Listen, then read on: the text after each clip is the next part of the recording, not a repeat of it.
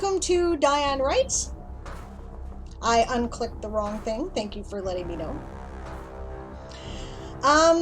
Today I think I'm going to be doing some secret book stuff, probably. So there's going to be a lot of stuff going on the screen, maybe. Or I might possibly make the second book trailer, depending on interest and whether or not it makes my whole system blow up, which is always possible whenever dealing with anything that has video. So, how is everyone today? What are you guys working on?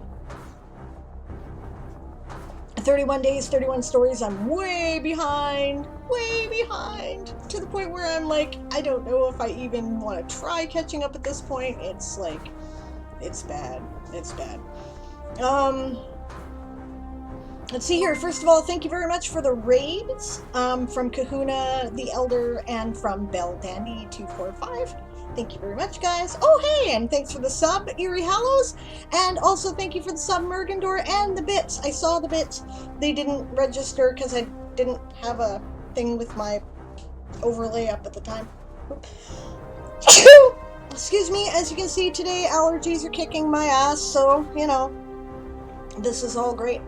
Dad's working on her novella. Excellent. Eli is contemplating formatting, but Oh, thanks for the bits, Eli. Awesome. Eerie Hallow says, have I gotten you specifically to read Guardian Demon yet? I don't think we've had the chance. No, I don't. That does not sound like something that I have read, so you might want to consider putting that up. We do have showcases open today. Sorry for the sniffle. All right, there we go.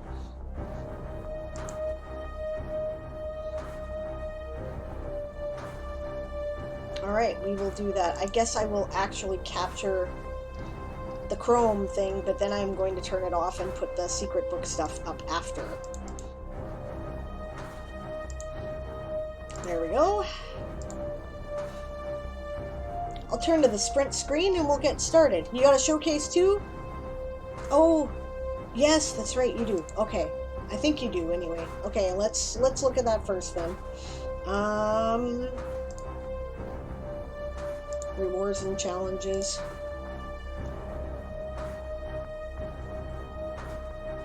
The Chocolate Wars, that's right. Are you sure? I thought we did that one.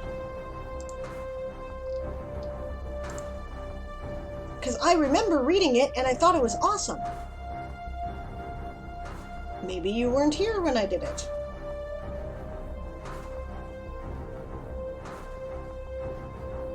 It's not in my queue. I have one from Gwen in my queue. From like 7 days ago, so I assume that must have been last week and I didn't get to it.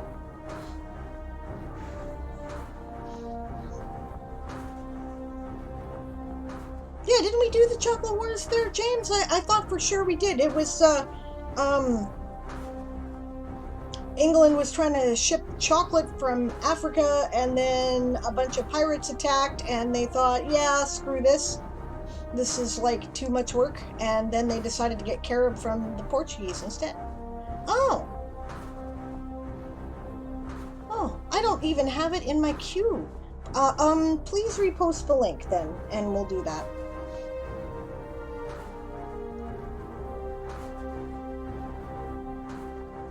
Just, if it says the showcases are out, just repost it, James, no problem, and we'll just do it. I'm actually kind of amiable to doing a few showcases today, so I have 4 in the queue now. I will try to get through them. How's that? Yeah, well, sure, it's only fair, Gwen. Otherwise, unless you want me to refund your points, I can always do that. Alright, there we go. Chocolate Wars.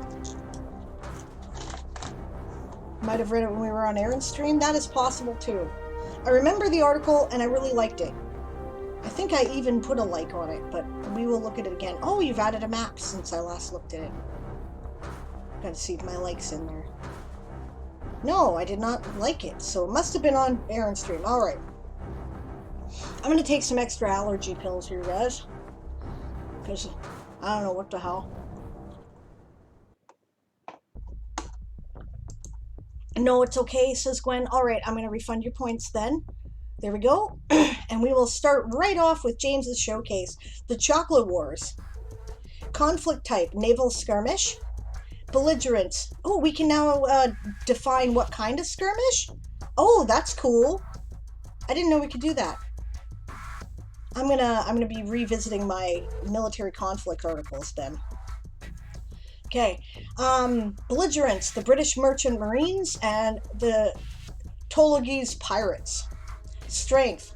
The British Merchant Marines have 2 ironclad ships, 1,412 crew, 3 merchant ships, and 24 crew for those. And there's 704 pirates for the Togolese pirates. Number of ships there might be helpful. That's your BB code know-how? Okay, cool. Maybe I might have to get you to show me that trick. I don't think there's enough types of battles listed in the military conflict from the drop-down menu. I mean, I don't know. Anyway, casualties. 1 ironclad ship, 441 dead crew, 74 injured, 176 dead on the pirate side and 34 injured. Objectives of the merchant marines: protect the cargo on the merchant ships, and objectives of the pirates is steal the cargo, of course. Alright, the conflict. The Chocolate Wars were a series of military conflicts running in the years 2057 and 2059.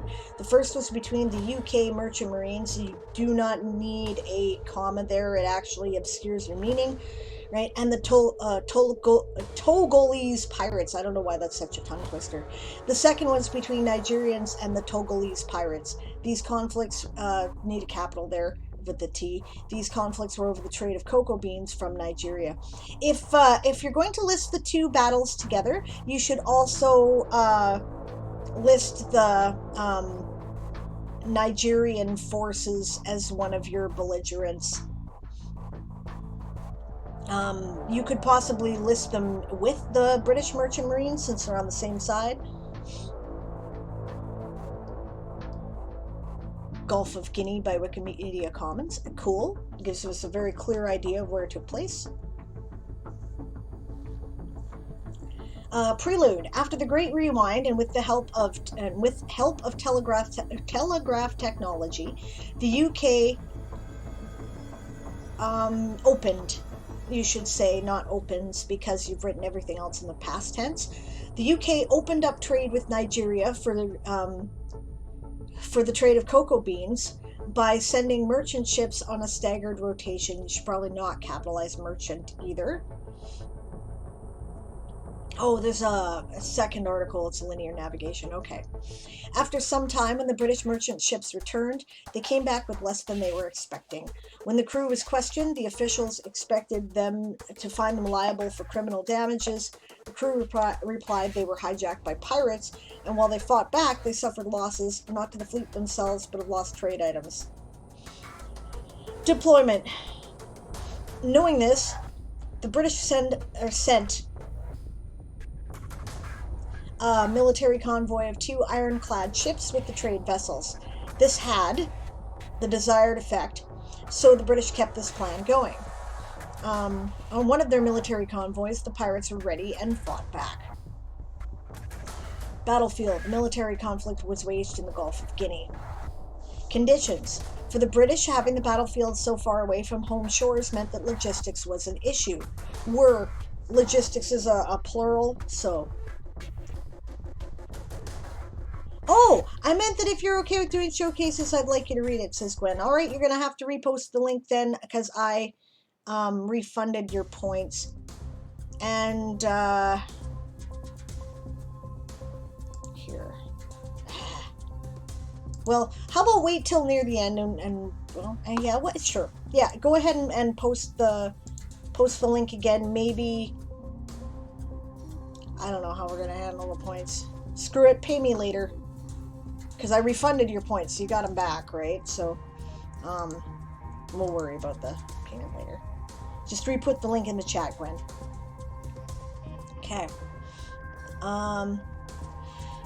For the British, having the battlefield so far away from home shores meant that logistics were an issue. The 2 ironclad vessels caught in the skirmish were all that the British had to defend their precious cargo. The Togolese pirates had the advantage as they knew the surrounding area. They knew which areas they could ambush the British or hijack their ships from. You need from there, because you can ambush from or hijack from, but you kind of need a preposition. I think from is the most logical one.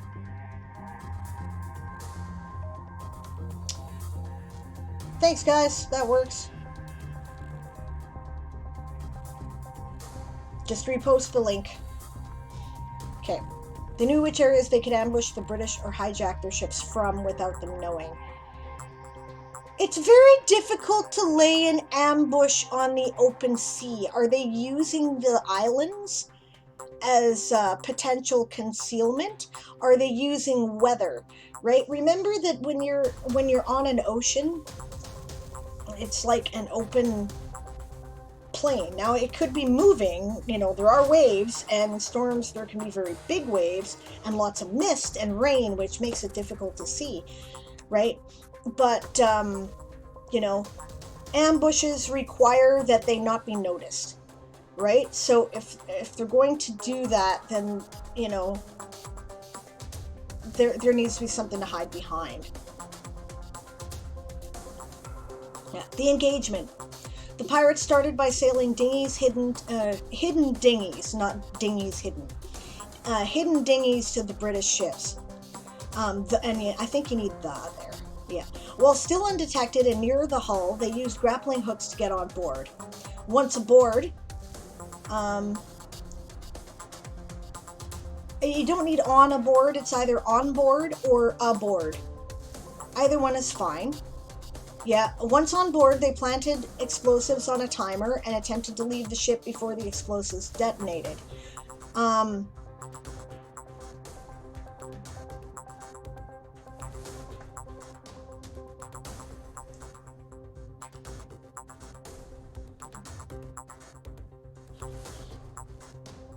Okay, this is complicated here. There's a couple of critiques.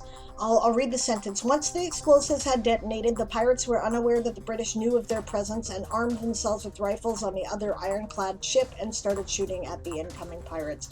Okay, so explosives have detonated on the ship. They know something's fucking wrong. It's kind of hard to hide that, right?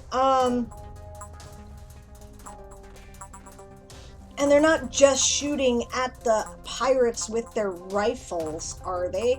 I mean, if the pirates are on board and they're shooting at the pirates on board, this doesn't describe it that well, right?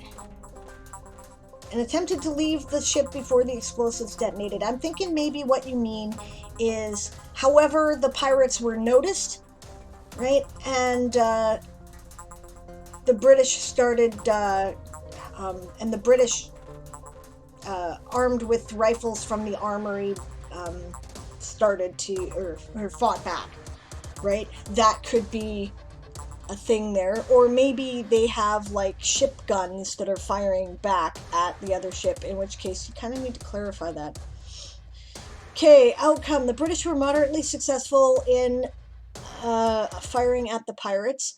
But the assailants, I would say the British were moderately successful at repelling their attackers or something like that.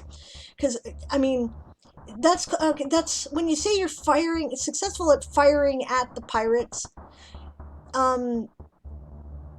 to be successful at firing at something, you just have to fire at it and actually pull the trigger. You might want to say, we're moderately successful when fighting the pirates or in shooting the pirates. That would work, because then you actually have to hit, right? But the assailants still came on board with explosives. One of the British soldiers managed to throw the last one overboard before it detonated. Last charge, I would say, overboard before it detonated.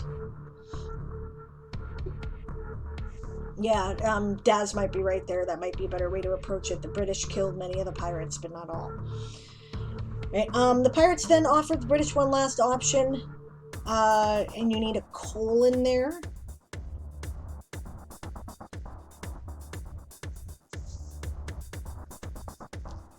to leave, or they would be killed where they stood if they stayed. So the pirates outnumbered the British on the ironclad.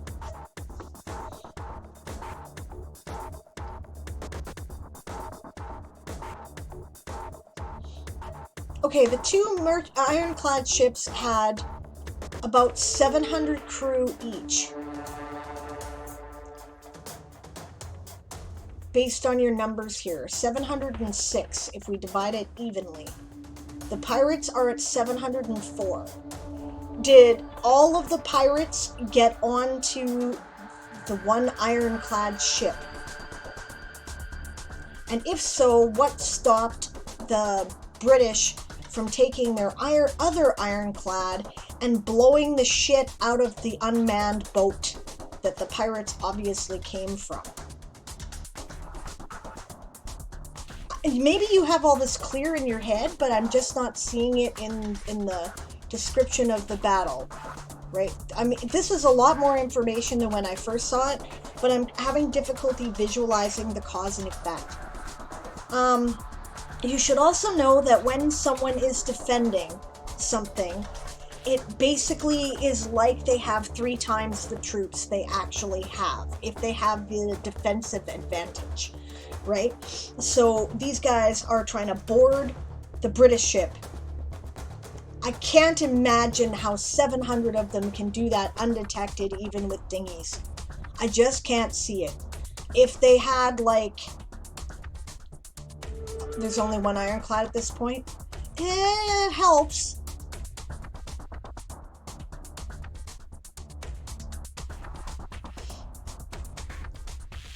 Right? I can certainly see them getting aboard and setting the charge. I have difficulty visualizing how they would be fought to a point where they would outnumber the British enough that on the ship that the British would have to acquiesce to their demands and surrender, basically. I just have trouble with the numbers there. That's the sprint.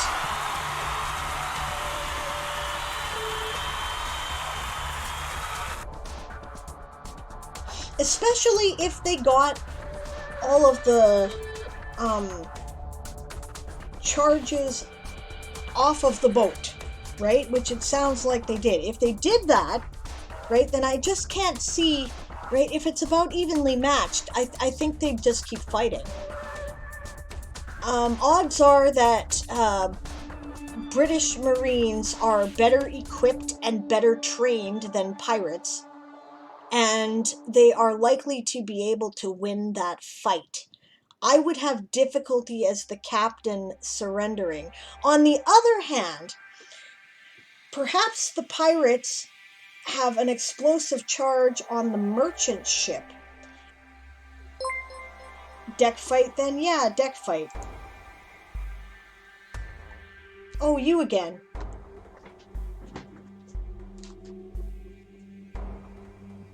Look, buddy, I'm just gonna tell you that if you show up here with a bunch of random numbers and letters as your handle, you're banned.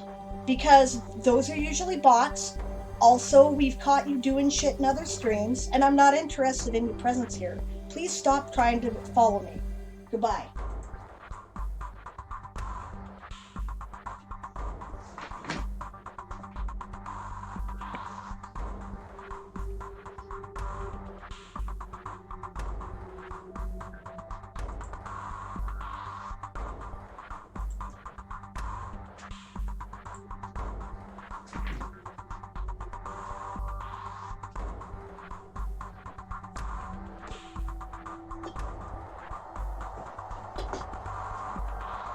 Yeah, I've seen that guy. I know who that person is, ish.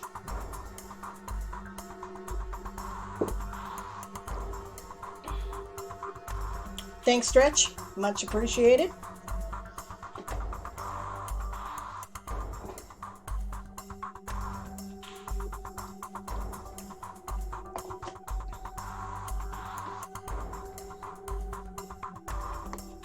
Yeah, that's twice that guy has tried to follow in the past little while. I've banned his ass before. I recognize his handle. So yeah, no, just go away. Just shoot. Not interested. Anyway, yeah, back to what we were talking about.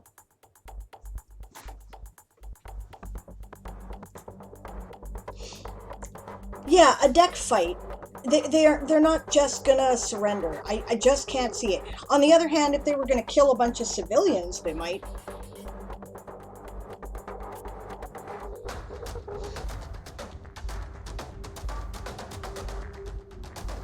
Okay.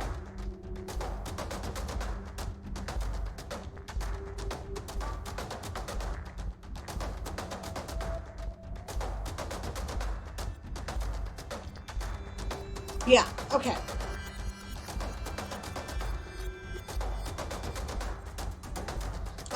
Yeah, while the pirates were disembarking... Okay, yeah, the British, swallowing their pride, agreed to leave. While the pirates were disembarking, one of the British soldiers shot one of the pirates. The other pirates continued to disembark and said there would be hell to pay if they came back. Aftermath. As a result of this conflict, the British went into trade negotiations with the Portuguese for carrot instead of cocoa beans. For the Nigerians, they were angered that the pirates had scared off the British and their industry was failing. This, as a result, kick-started the Chocolate Wars, too.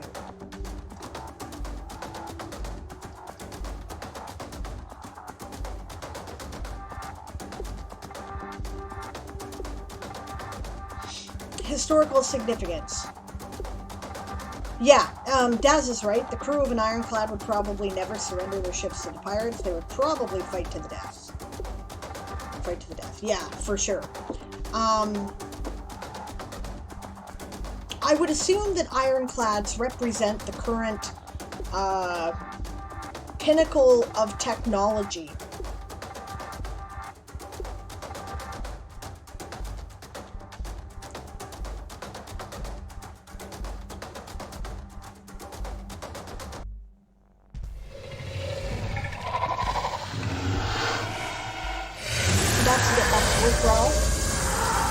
And that being said, it probably represents a military secret, and I doubt that they're going to let pirates be trooping around in ironclads.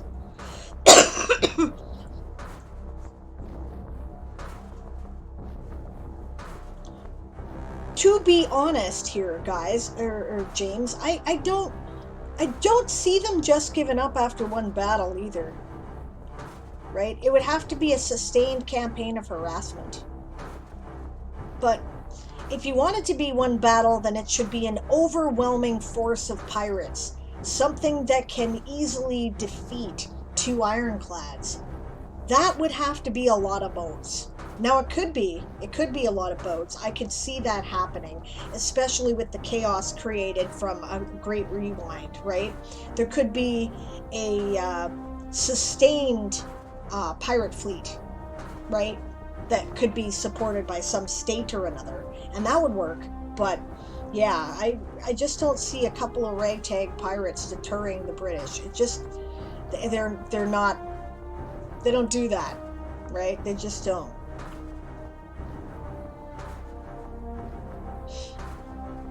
Yeah, if the pirates attacked the merchant ship and threatened to blow it up because they had an explosive charge on there, the British might leave. Yeah.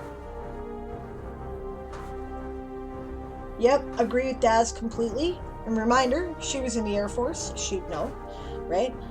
I could see a British a merchant ship crew surrendering, but never a military crew under those circumstances. Yeah, it's one of those deeply trained attitudes in militants. Yeah, not to pirates. They would, you know, I could see them, and not this ragtag kind of force where the numbers are pretty balanced, right? If the pirates were, you know, a stinking overwhelming force, like just huge, yeah, maybe. I don't know how to write that convincing enough. Greg said that with this should not be called a war. I'm paraphrasing. Gee, that's unfortunate, Erie Hallows. Perhaps you shouldn't have saved your showcase then. I'm sorry. I'm doing my best here. Don't be rushing me. Everybody deserves equal turns. Okay, Legacy.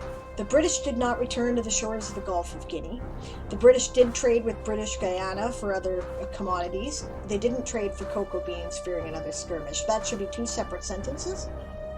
Much of the trade is localized in Europe or the Americas. The British are willing to go through the Panama Canal to trade with the western coasts of the Americas. Those should not be two separate sentences. Recipes are now changed to allow for carob to be in the ingredients list, and chocolate confections disappeared from the British shelves.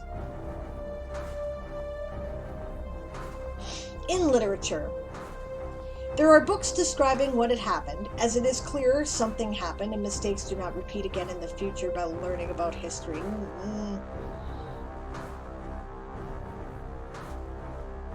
I would delete everything after there are books describing what had happened.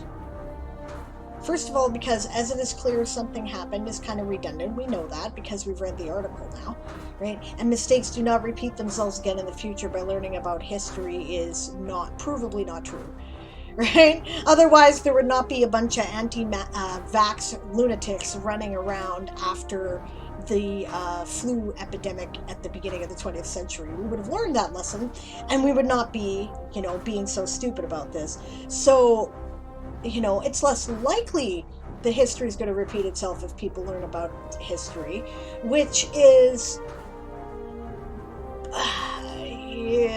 yeah. So, yeah. A version of Ring Around the Rosie with the lyrics changed so that it tells the story of the skirmish is sung by children. I like this. This is cool. Ring a ships, pockets full of beans, a bang, we all fall down. Yeah, I like it. That's cool. Not many people know what the two bangs correspond to. The first bang could be the grappling hook on the first ironclad ship, while the second bang can be the bang of the bomb in the ocean or the bang from the first ironclad ship being destroyed. Okay.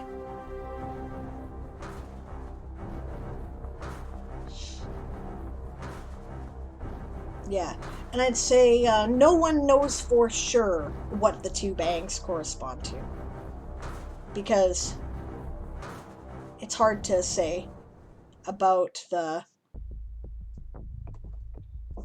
Yeah. It's hard to say what the motivations of the person who wrote the song was, since the person who wrote the song, it's folk tradition, right? Daz says, James, your attack would work if you have it be a dinghy attack at night. Yep. And once the British ironclads defeated the pirates on their ship, the pirates have taken the merchant ship hostage, forcing the ironclad to back off to save the merchant crew and ship. I think I did eventually come around to saying that, but thank you for putting it succinctly. That's excellent, right? You could then say that this was the final straw of such incidents that had the British decide Nigerian chocolate was too risky and costly and led to the Portuguese trade for carob, which actually makes perfect sense. No, it's fine. Gwen, pay me later. It's all good.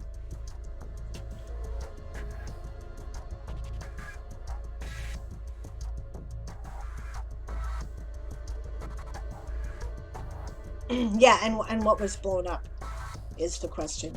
Yeah, I think this needs some work on the tactics. That's basically all, right? But I like the idea in general. I think that Daz might have the simplest and easiest way to make it make sense, and therefore you should probably go with that. I'm of the belief that when you're editing things, especially when it comes to developmental edits, which is what this would qualify as, right, that you should go with whatever is simplest that makes it make sense, rather than completely changing the whole thing, which you don't have to do, right? Daz's stuff makes sense. Yes, Erie Hallows covered your showcase, Gwen. It's all good. I'm going to put it up. But yes, I will do Erie's first. And yeah, of course I know that's Claire. How you doing, Claire? Yeah, so there's my thoughts on that one, James. I know, and I also say I don't showcase things twice here. But in this particular case, I say rework the tactics and bring it back, and I will have another look at it, right? Helpful also if Daz is here while you do, because obviously she knows a bit about it as well. I did some quick editing because it was a bit long, says Gwen. 12 pages double spaced in Google, so I edited it down to 8. Okay, awesome. I don't know if I'll be doing all 8 pages, but we'll see. Yeah, one final note there, James. Um, yeah, it is a great setup. I agree with Daz, and agree that it makes sense that if pirates make it too difficult and that it's just, too risky and expensive to continue to make that long trip, and they might decide not to, which, I fully understand completely, especially in a post-capitalist society like the one that your display here. It's kind of a limited. You've put some limits on capitalism in this world that I think would make this possible. In previous eras, up to and including the present day, probably wouldn't stop them, right? Because people would be like, chocolate is worth a lot of money, so we're gonna continue to do this to make money. In your world, this has less benefit and more detriment, so they probably wouldn't bother, which is cool. That's okay, it should be less than 2,000 words. Okay, Gwen, awesome. Have I? What limits apart from employment choice liberty? Well, that's part of it, right? It's kind of a socialization. I mean, do companies appear to have kind of a government monopoly, right? I'm just getting that impression, right? Like there's one drink company in a sector, right? And there's one oatmeal company, right? I don't see a lot of competition going on, and therefore there's no advantage to having the monopoly on the chocolate market, right? It's just easier and cheaper not to attack it. Capitalism doesn't have any respect for human life, so it wouldn't be terribly concerned, I don't think, about the loss of people. So that wouldn't be sufficient reason for them to give it up. But the loss of the ships, yeah, that might be, because that's expensive. You got to pay for that, So, anyway, those are my thoughts. Oh, there was competition with the drinks factory Stardust. Okay, so I'm getting a mistaken impression then.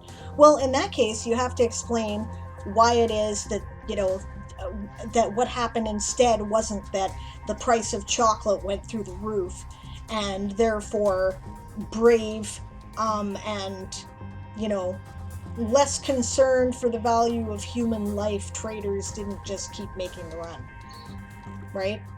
In which case, there really has to be kind of an overwhelming force of pirates, and they have to be funded by someone, right? Which, and that gets complicated, right? Because then you gotta have, then they're more privateers, because they're being, they'll have letters of marque.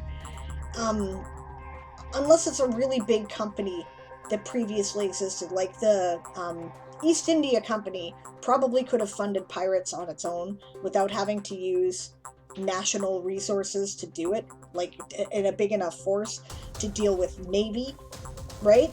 But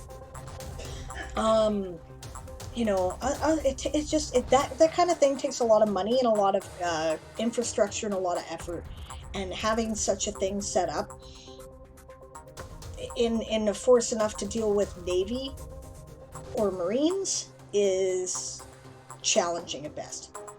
Most pirates just ran the fuck away from the British Navy, and most pirates today run the fuck away from the US Navy, right?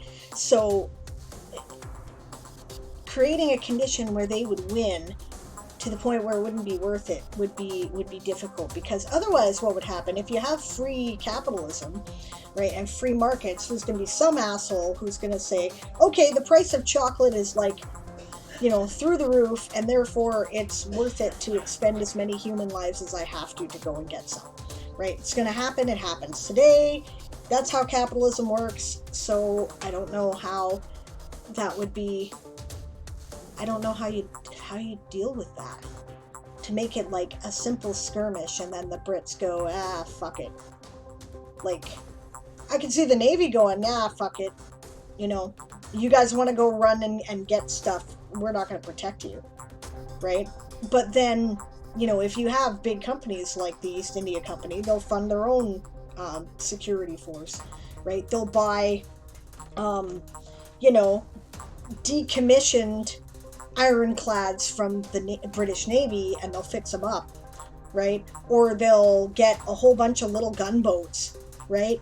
And they'll do whatever they have to protect that cargo, right?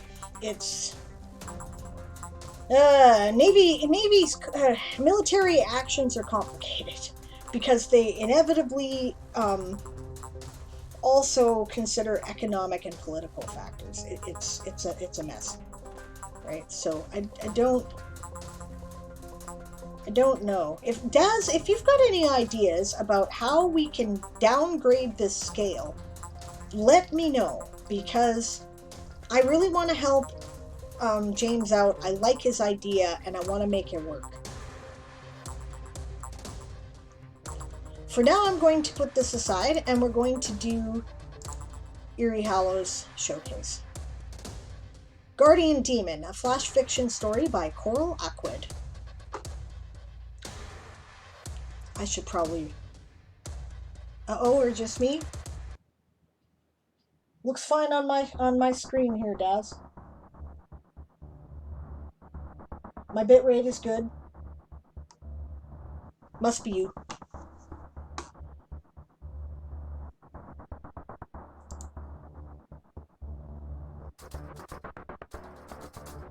Okay.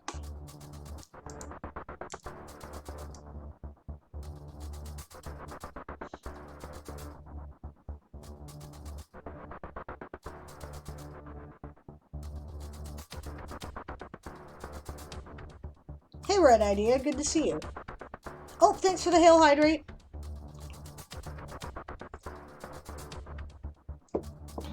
Alright, Guardian Demon, a flash fiction story by Coral Aquid.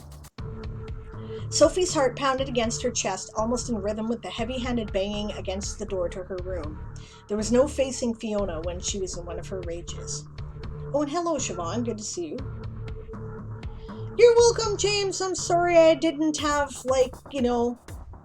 I'm sorry that I had critiques all over the place, and I apologize for that.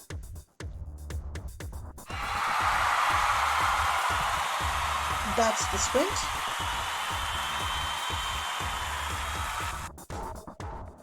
Okay. I know you're in there, rat. Open up, and I won't have to bust down this goddamn door. Sophie closed her eyes, hot tears dripping down her face and into her mouth. They tasted like salt, but felt like an emotion the young woman had come to know well since she moved in with Fiona. Fear.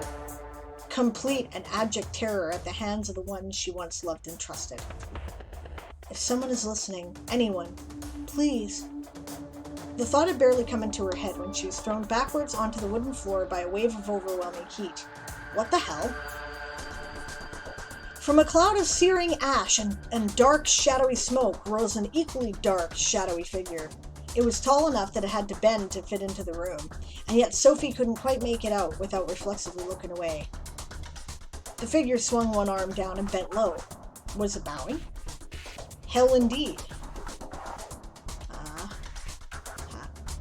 Ha-asht at your service.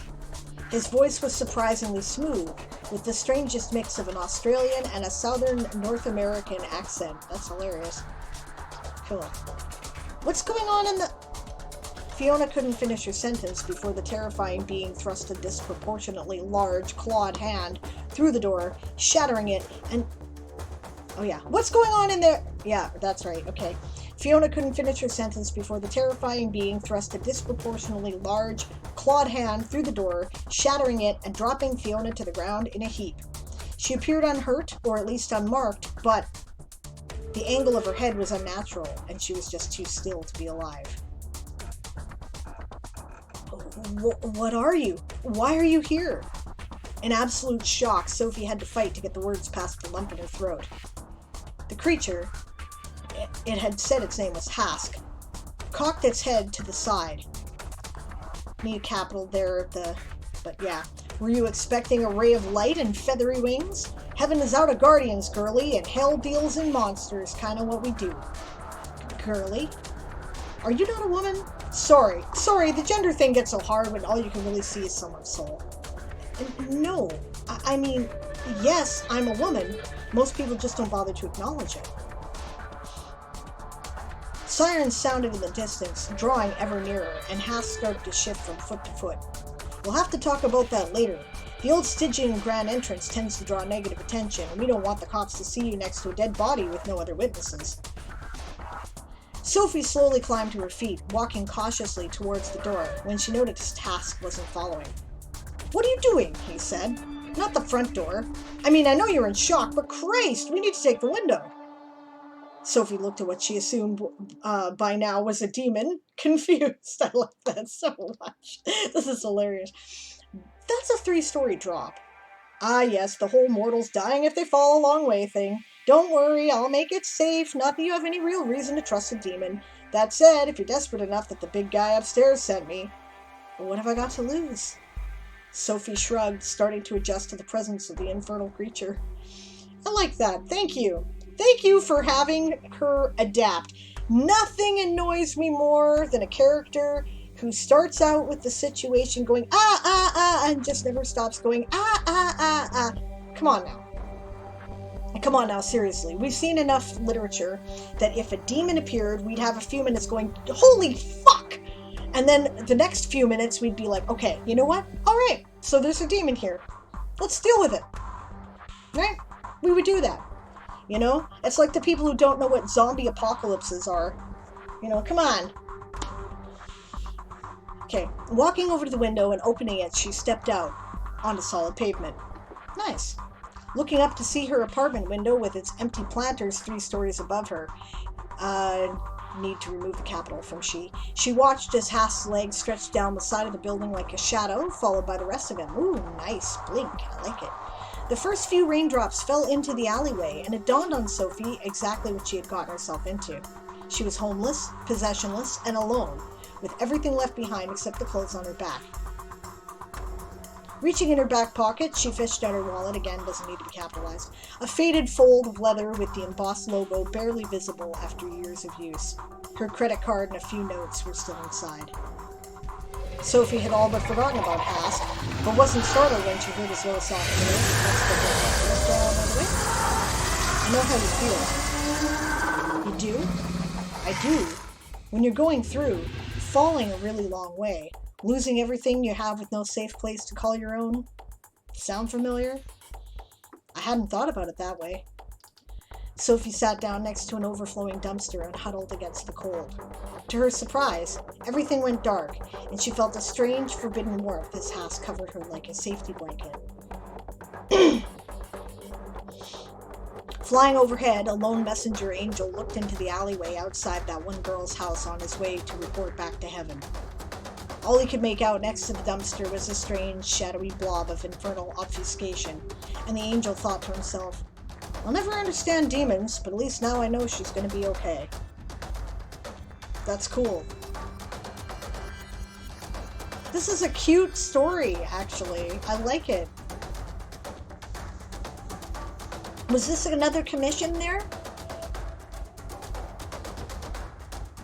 I know people who would love to have stories written about demons saving them and stuff.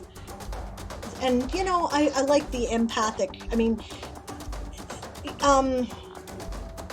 Milton may have done it first with Paradise Lost, but there's a lot to be seen for those who feel abandoned and like outsiders in the world, or rebels who stand by their principles no matter what the consequences in the stories of the demons, you know, of our fallen angels. Planning on sending it to Foglifter Journal, actually. Cool. My own, just because. I like it. I like it a lot. Good luck. I hope it's successful. I don't have anything really to add, other than my minor grammatical corrections. Oh, thank you for the posture check and the hydrate. Hail hydrate.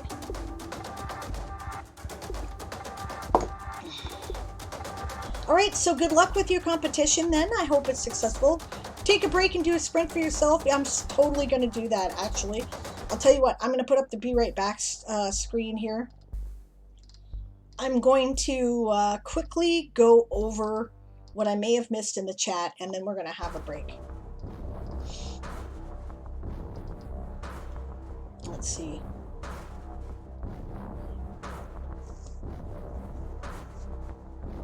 Currently outside in my garden in front of a big fire. Sounds nice there, right idea. We can't have campfires right now, of course. Eli says, I just had to explain to another ADHDer that yes, you have to do the CBT stuff in addition to the meds. Meds are great, but they can only take you so far, yeah?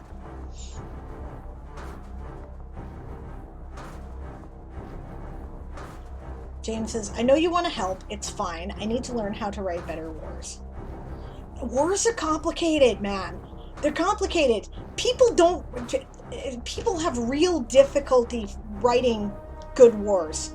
It's actually really hard, right? And the more you study about it, the better at it you get. It's people don't understand that it has a science, right, of all its own. So it's like if you're going to write about FTL, right, faster than light travel, you have to know something about how astrophysics and quantum physics work, right, and relativity. You can't, it doesn't make sense if you don't. You've got to have some of that grounding, and some people will never understand it, and that's okay. That's okay, right? Military tactics are like that, right? There's a reason they call it military science, and you do have to have kind of a grounding to understand how it works, because it's a chaos system. It's a chaos system, and when you start with one thing, right, where one little thing at the beginning of a thing can set off enormous amounts of consequences. So if you're having trouble with it, it's really okay. You're not alone. I certainly have had trouble with it. It's hard. Right? It's hard. I've just been working on it now for years to try to get it right. So, you'll get it. You will. And we'll help you, those of us who have studied it, will help you to not have to make all the mistakes we had to make to figure it out. So, it'll take you less time. At least, that's my theory. And hello, Bob. Good to see you. Sorry I didn't see you when you came in. Guardian Demon was mine. Yeah, that's great. Okay, guys, I'm taking a break because bio, if nothing else. I will be back in a minute, and yeah, then we're going to do a sprint for me. So, see you in a bit.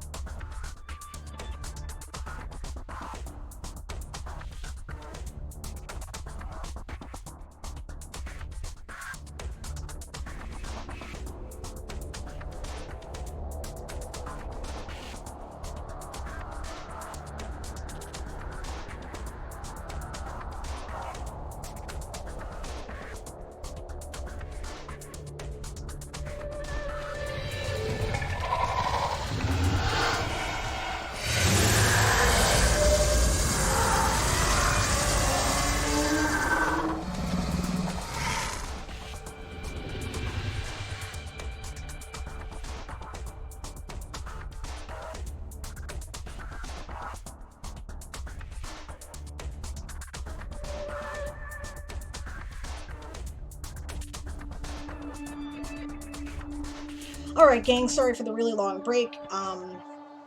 Aaron woke up really sore, so he needed some wound tending and some TLC. Alright, thank you very much, Toriga, for the follow. I apologize for the 10-minute chat lull. I just implemented that as a way of protecting myself from follow bots, since Twitch doesn't seem particularly interested in doing that, so I'm keeping an eye on things, and yeah, we've had some bad actors ruin it for everybody, and I apologize for that. I checked out your channel. Doesn't seem like there's any videos there, but you're not an affiliate yet, so that would be why. I see you do some game streams, though, because it said what you last streamed, and that's cool. Are you a writer? Are you interested in writing? If so, you have come to the right place, because this is a very friendly and supportive community that way. Alright.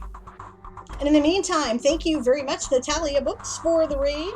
While I was gone, you're right, perfect timing as always. I hate that. I apologize that I was on a break when you showed up, but I'm glad to see you. How did your stream go?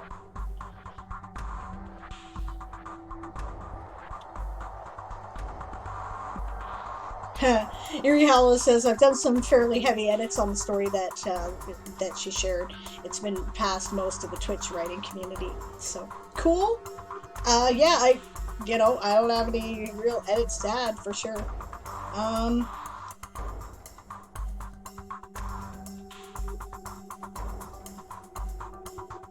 Trying to figure out what's going on with the competition, that makes sense.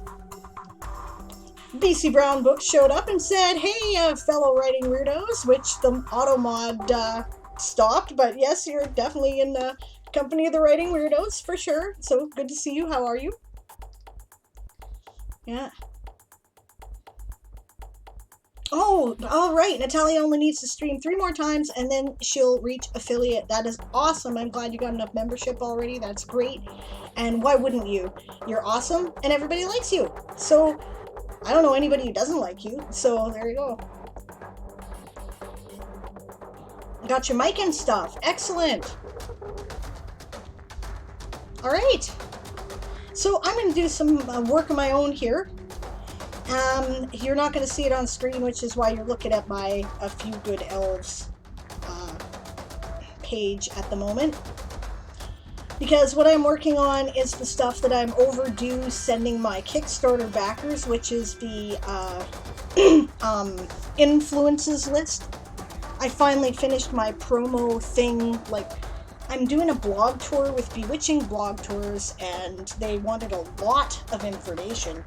And which is great because it means that they have a lot of stuff to share and a lot of different ways to get my book attention, which is what you're paying them for.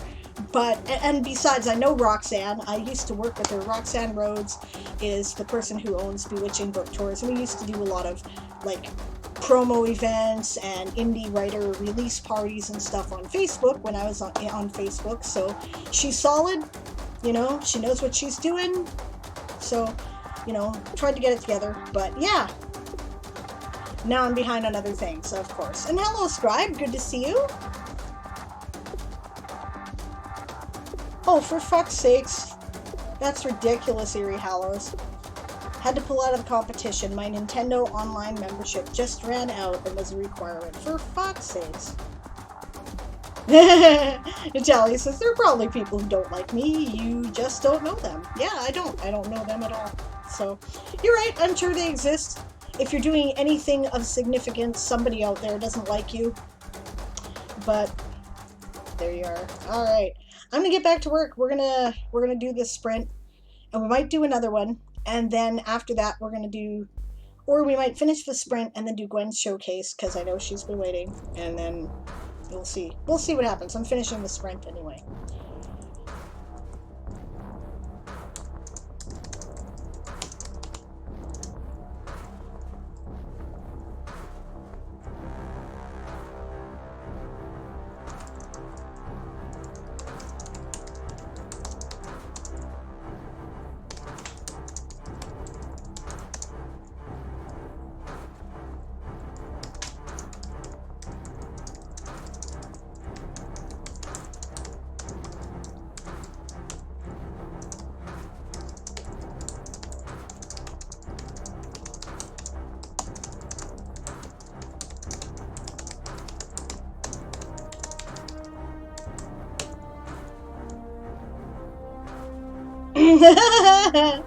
Scribe says, if someone wants to feel like they're doing something important, I'm available to not like you for it in the absence of others. That's hilarious.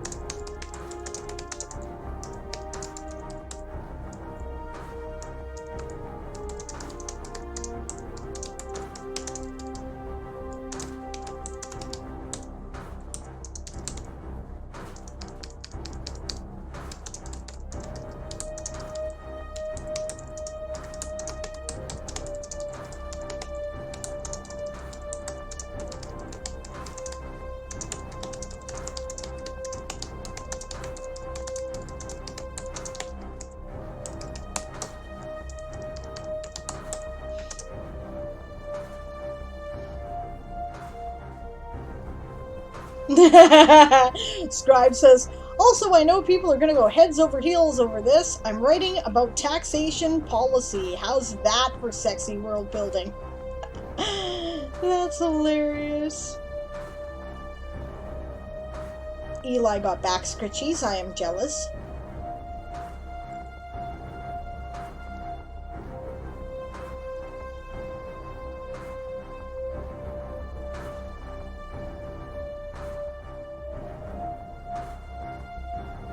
But more wars have been started over taxation policy. Remember, the American Revolution was started by taxation policy.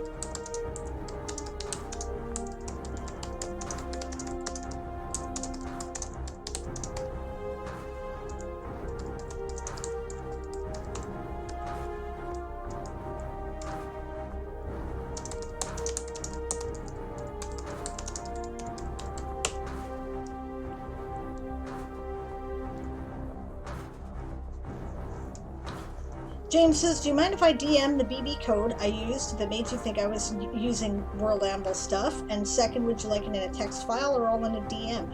Yes, I would love it if you would do that. Of course, I do not mind. And whichever is easiest for you. And thanks, James. That's really thoughtful of you. Scribe says, actually, I'm rather proud of the setup I'm working out. Also, on the note of the American Revolution, I want to know how much of an average American's yearly income those taxes represented, realizing, of course, that the services received for those taxes are completely different. And finally, geoism is fascinating. Cool. Yeah, I'm not sure. Most revolutions, I think, have been started over taxation policies, really.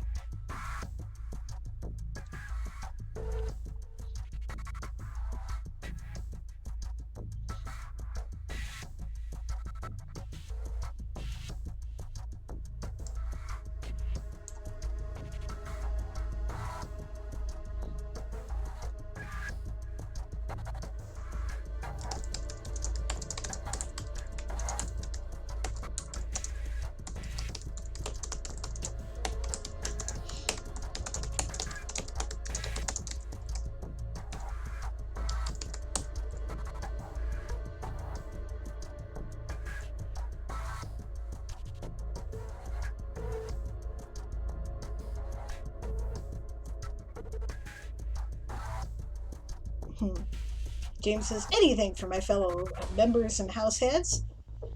Right? And Daz pilfers James' secret Lapin BB code. And Natalia says, what do you guys think? A stare doll with one L or a stare doll with two L's? I like the second myself.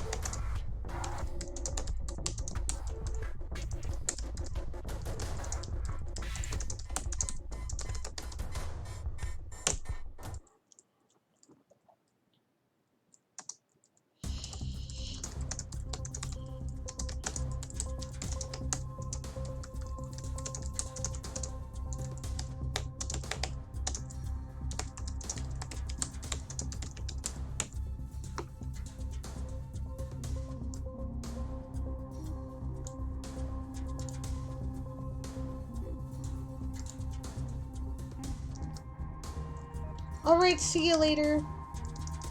Have a good sleep. Good night, Shimon.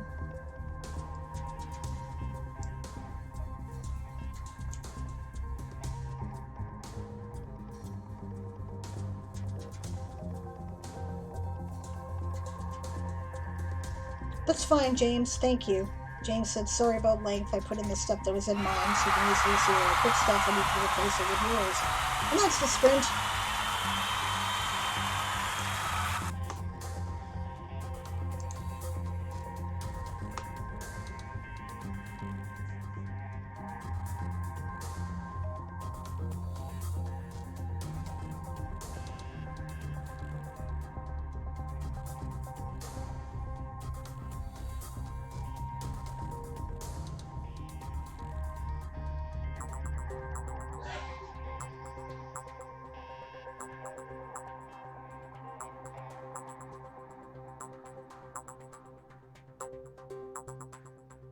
Am I okay? I seem pissed off? Oh, I'm sorry. No, I'm in pain today, James. I'm very sore. I woke up like the,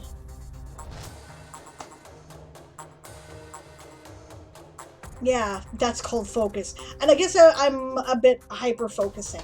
Yeah, it's, the weather has done some very weird flip-flops here, and it has not done good things for my back. So I apologize. I'm not at all angry at anyone for any reason, actually.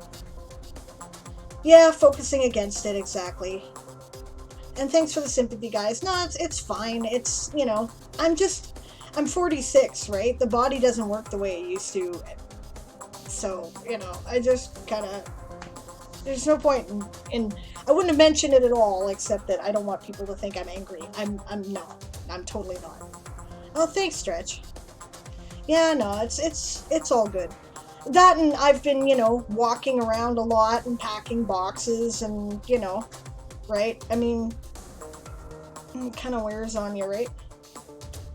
Yeah, I have a ton of background pain a lot of the time. Shit's distracting, says Eli. Yeah, exactly. It can be, so you have to kind of...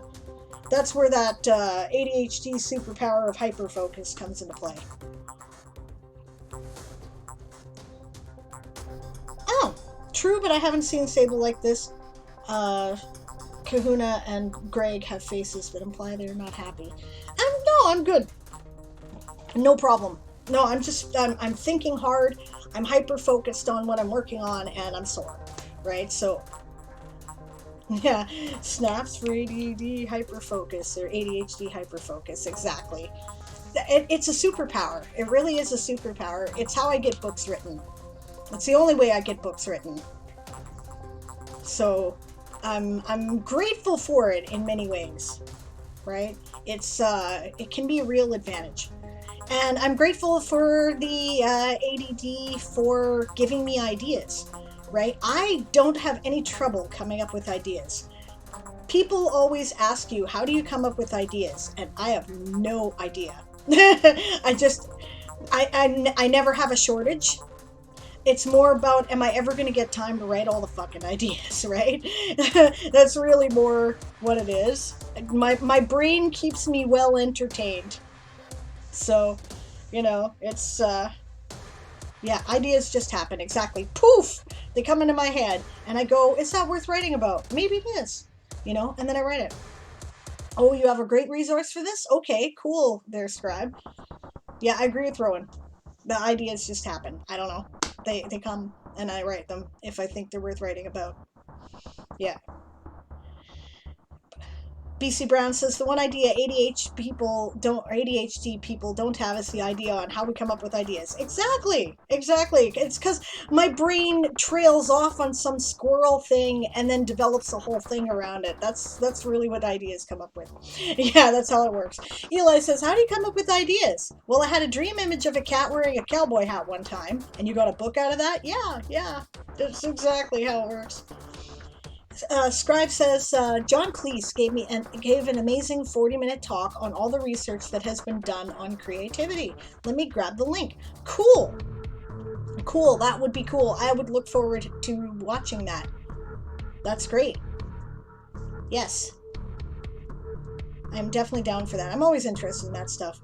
Okay, cool. What am I going to do with that? I'm going to copy that link and put it in my Word document, because I cannot, if I put that up on the screen, we're going to bork the stream, but I'm going to take it and I'm going to watch it later. And thank you, Scribe. I cannot wait to hear what he has to say.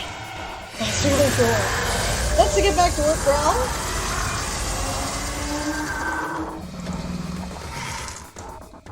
There we go. I have it now. I used to share that with other analysts all the time during my time in the Army. At one point, my section commander made it part of the training talk. Neat. Oh wow, 2 streams discussing ADHD? Well, okay, Twitch is kind of made for ADHD people. Let's just be honest about it here. I mean, look at all this shit we do with our borders and our colors, and, you know, YouTube people don't do that, you know. And yeah. It is, Sable is right. Yeah, totally. I thought you were going for a nap, says Stretch Siobhan. Yes. I've only found 1 or 2 writers in my time that don't have ADHD, and gamers definitely have it usually, says Beast Brown. Yeah. Scribe says, I imagine there's a Venn diagram of ADHD writing in Twitch. Probably. Oh, you got your top surgery date. Well, let's hear it, Siobhan. When is it in November?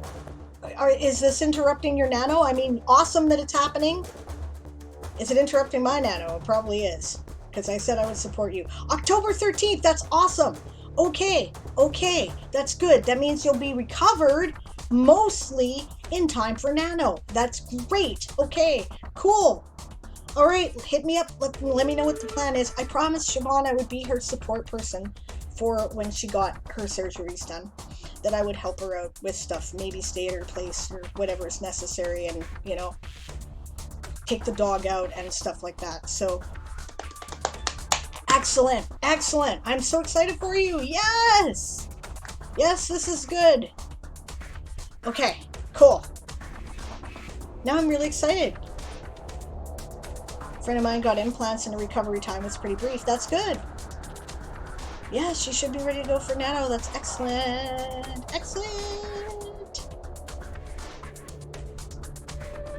No, that's what friends do. BC Brown. We've been friends a long time. So, yes. Okay. And besides, she took care of my mom for me. That's what kind of friends we are. Pre-op appointment on the 28th of September. Okay.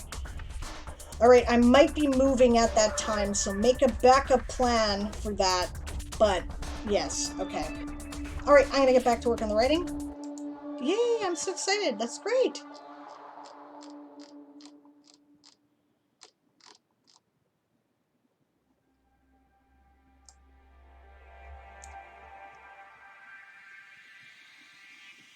Honestly, we're more like a family just to spread out one legit. Hail Caffeinate is the closest I've got at the moment. I just finished my pop there. BC Brown, but thank you.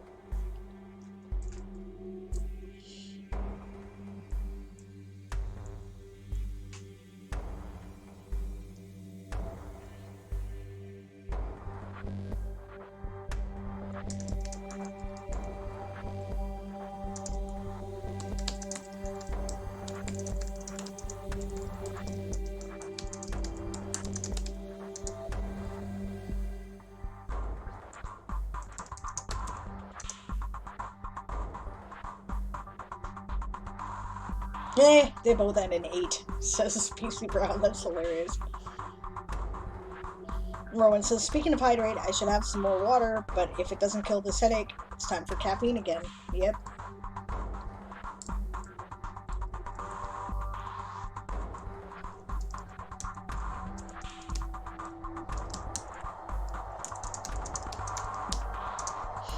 Yeah, Eli says, I would drive, Siobhan, but 1, I can't drive, and 2, B, I love that. 1 and B, that's great. I do that too, right? I live about 2,000 miles away, so that'll work. Yeah, it's great. My date options were October and November. I chose October, says Siobhan, because she's smart. Rowan says, it's my own fault. Edibles and an adult beverage last night, and not a lot of water. Yeah, that'll do it. All right.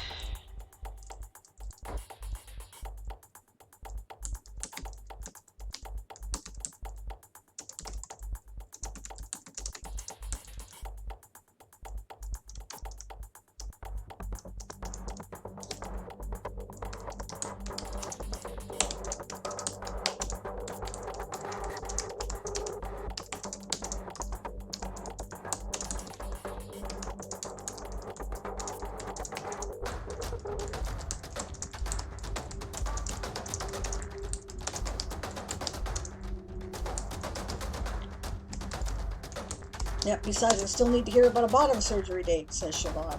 Yep. Yeah, BC Brown's like, always a writer, planning around Nano. Yep. And she's like, well, yeah.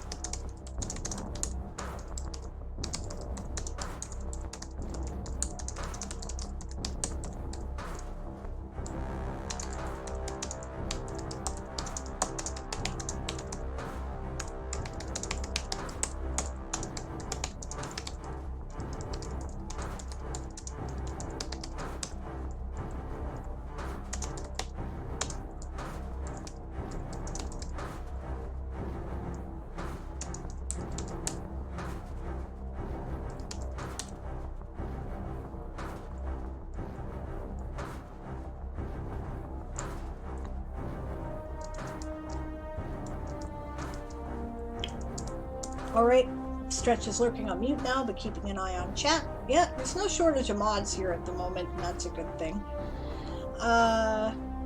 Yeah, they want a 3-month gap between the 2 surgeries. That makes sense, Siobhan. So January at the earliest for the bottom surgery. Yeah.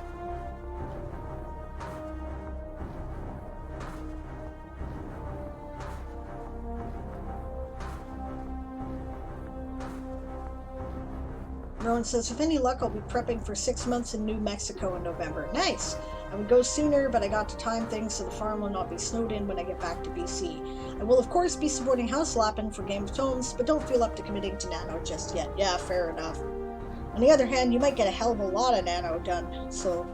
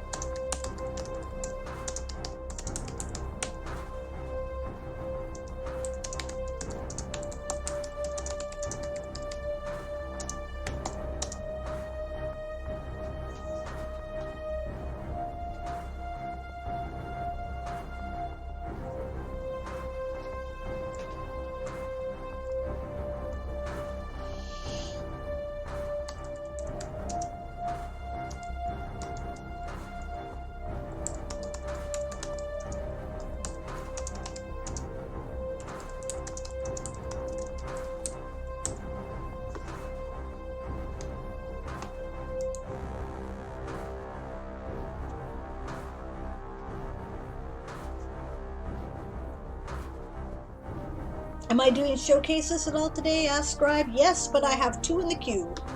So, I'm afraid that if you would like to do a showcase, you will have to wait till Sunday. And sorry. Maybe Saturday. I might be on Saturday.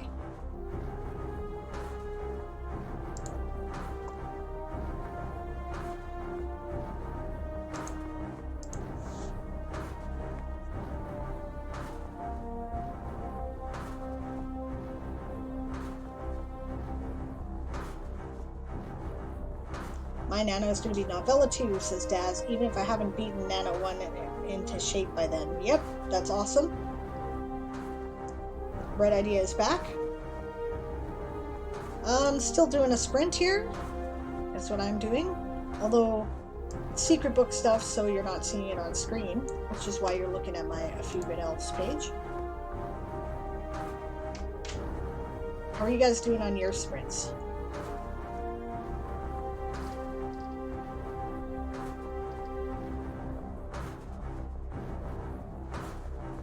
By the way, is Canada still pulling in Australia? Define what we mean by that, Scribe. I don't know what the question refers to. Wait, we're sprinting? Yeah, sorta. Yeah. Got 3 minutes left. Oh, burning? Yeah, it's still burning. It's calmed down a little bit because there's been some rain in the area here. Right, but yeah, it's still a big fire and still more than 1,000 homes still on evacuation alert or evacuation order, and then 700 more on evacuation alert. Yeah, it's gonna burn until it starts to rain heavily or snow in the fall, I think, at this point. Yeah.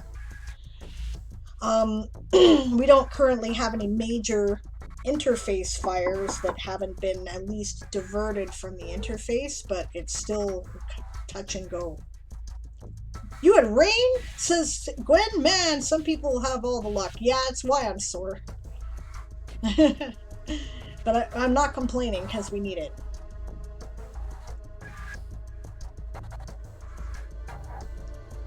Red Idea says, nice one. I've had a few pina coladas, or however you spell it, and I've been doing the garden all day, so no writing for me.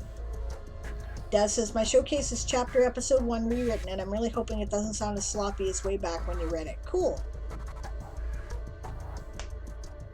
Eli says, I'm 100% distraction. I could be writing, but I'm not doing that.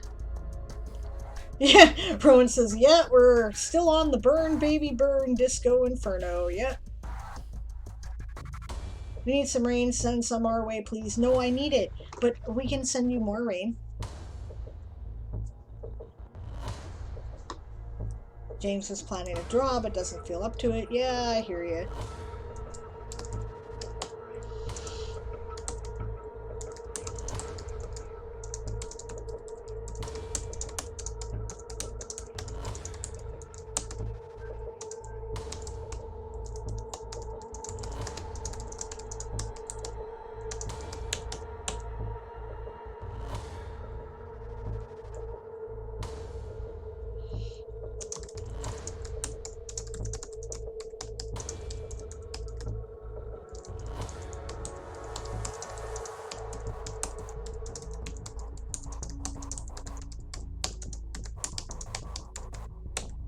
By the way, says Gwen, when you get to my showcase, I should give a sensitivity warning, okay?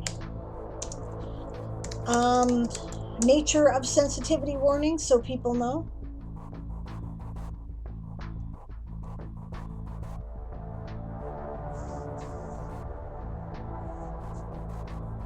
Ron's like, yep, making more tea. Sorry to hear your headache's still bothering you. The first couple of paragraphs describe killing and butchering animals. Okay. Scribe says, I watched a drawing stream a while ago. It drove me insane. Dude drew some outlines as something unidentifiable, erased everything, and started over and over for like 3 hours. Oh my god. Eli says, I could ask my brother Thomas to do rain dance in the general direction, but that, dear children, is how deadly mudslides happen. Not that we've tested this, but that you can prove in a court of law. Yeah. Well, that's always the risk when doing weather magic. Always, right? There's always the risk of upsetting things and overdoing it. Right? So that's why I say save the weather magic for when you really think it's necessary. There were some floods and things in other places when we did weather magic for the fire here too. Knock on wood, so yeah. Rowan says, it could even be that I was up till 3 a.m. in front of the laptop. Hard to say. Gonna give up and take an anti-inflammatory. Yeah.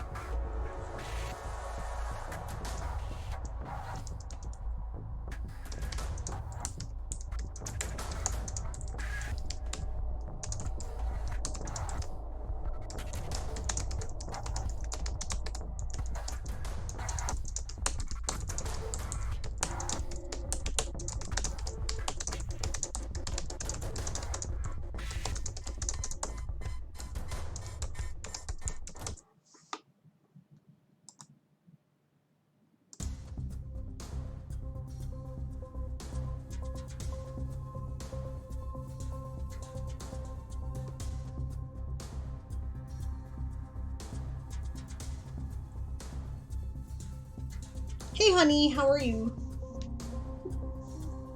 Kind of undoes the drama of tremble in fear, the Night King is here. But yeah, hi babe. I thought about time magic too.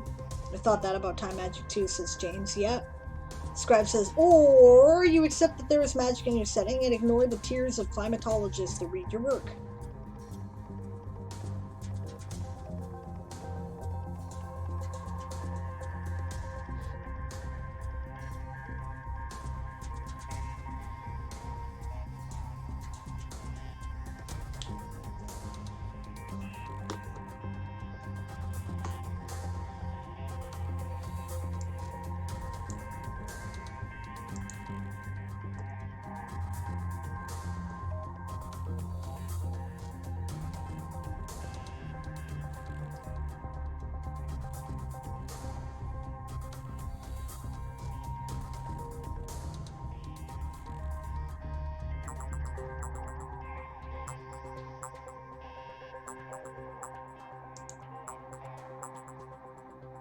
Well, this is a break and I'm working. This is what happens when I start hyper-focusing.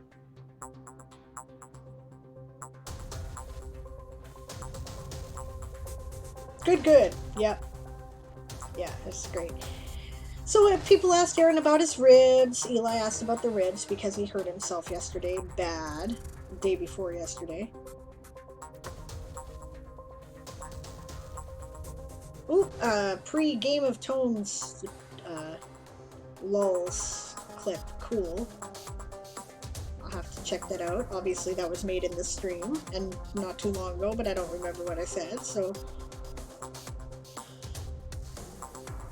And Aaron says, they're better, I'm stoned, so I'm not really noticing the pain. To which Eli responds, good, my advice is to stay really stoned and not move much. Yep.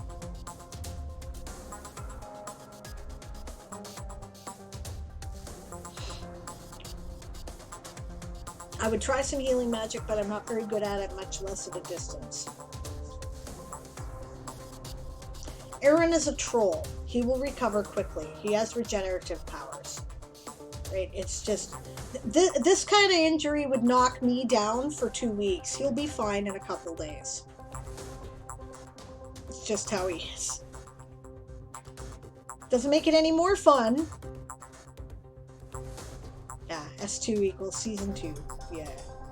Okay, James, I'll look at that in a few. I better scroll back in this chat over here so I don't miss it, because...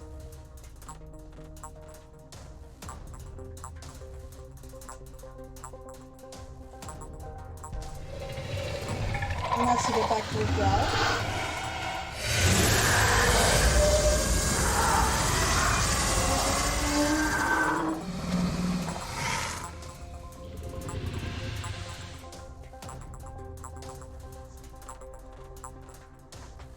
I'm on super strength Tylenol, cannabis, and mushrooms. I'll be fine.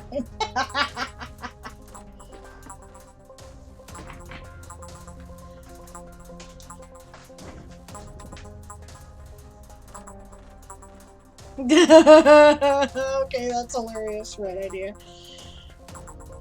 Right idea says, my girlfriend was talking about our chickens we want to get, and I said, I found some Australian chicken, and said, I've found some Australian chickens. And I said, won't they be upside down? And I need you all to appreciate my joke. Okay, that was funny. Okay. Alright, so we're back to a sprint, so we're going to do Gwen's showcase now, and then we will do Daz's. So Gwen says, sensitivity warning, slaughter of animals at the beginning of this story. Right. Rowan said, hopefully the Star Wars game tonight will make Mel shut the hell up in my head. This is why I was up till 3 a.m. Fun. Laughing my ass off is just venomous. Yeah, everything's venomous in Australia, right?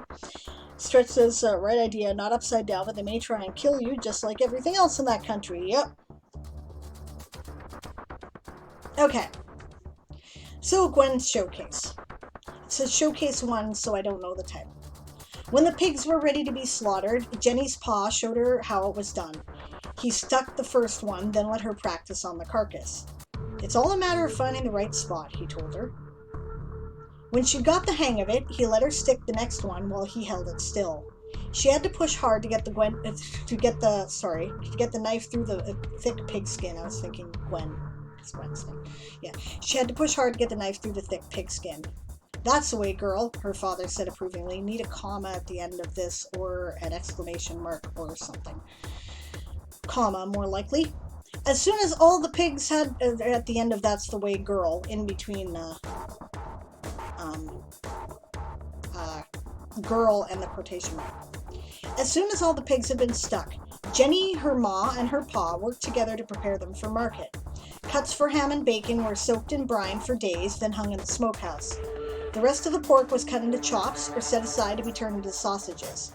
They kept some of the chops and sausages for themselves. The rest were sold to local housewives and housekeepers, who also bought some of the bacon and ham.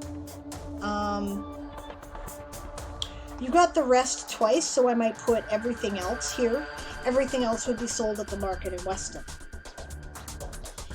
Jenny's pa made arrangements with the village carter to take them there early on market day and take him there early on market day and bring him back home when everything was sold.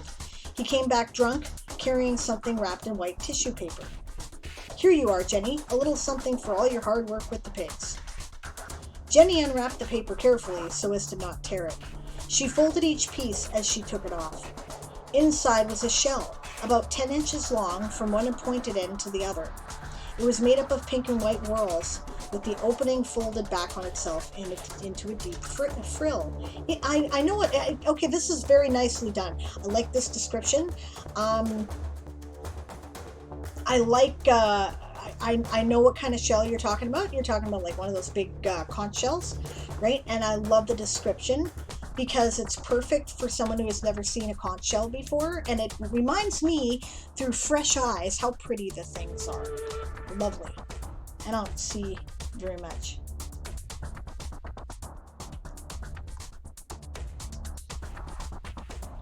Yeah.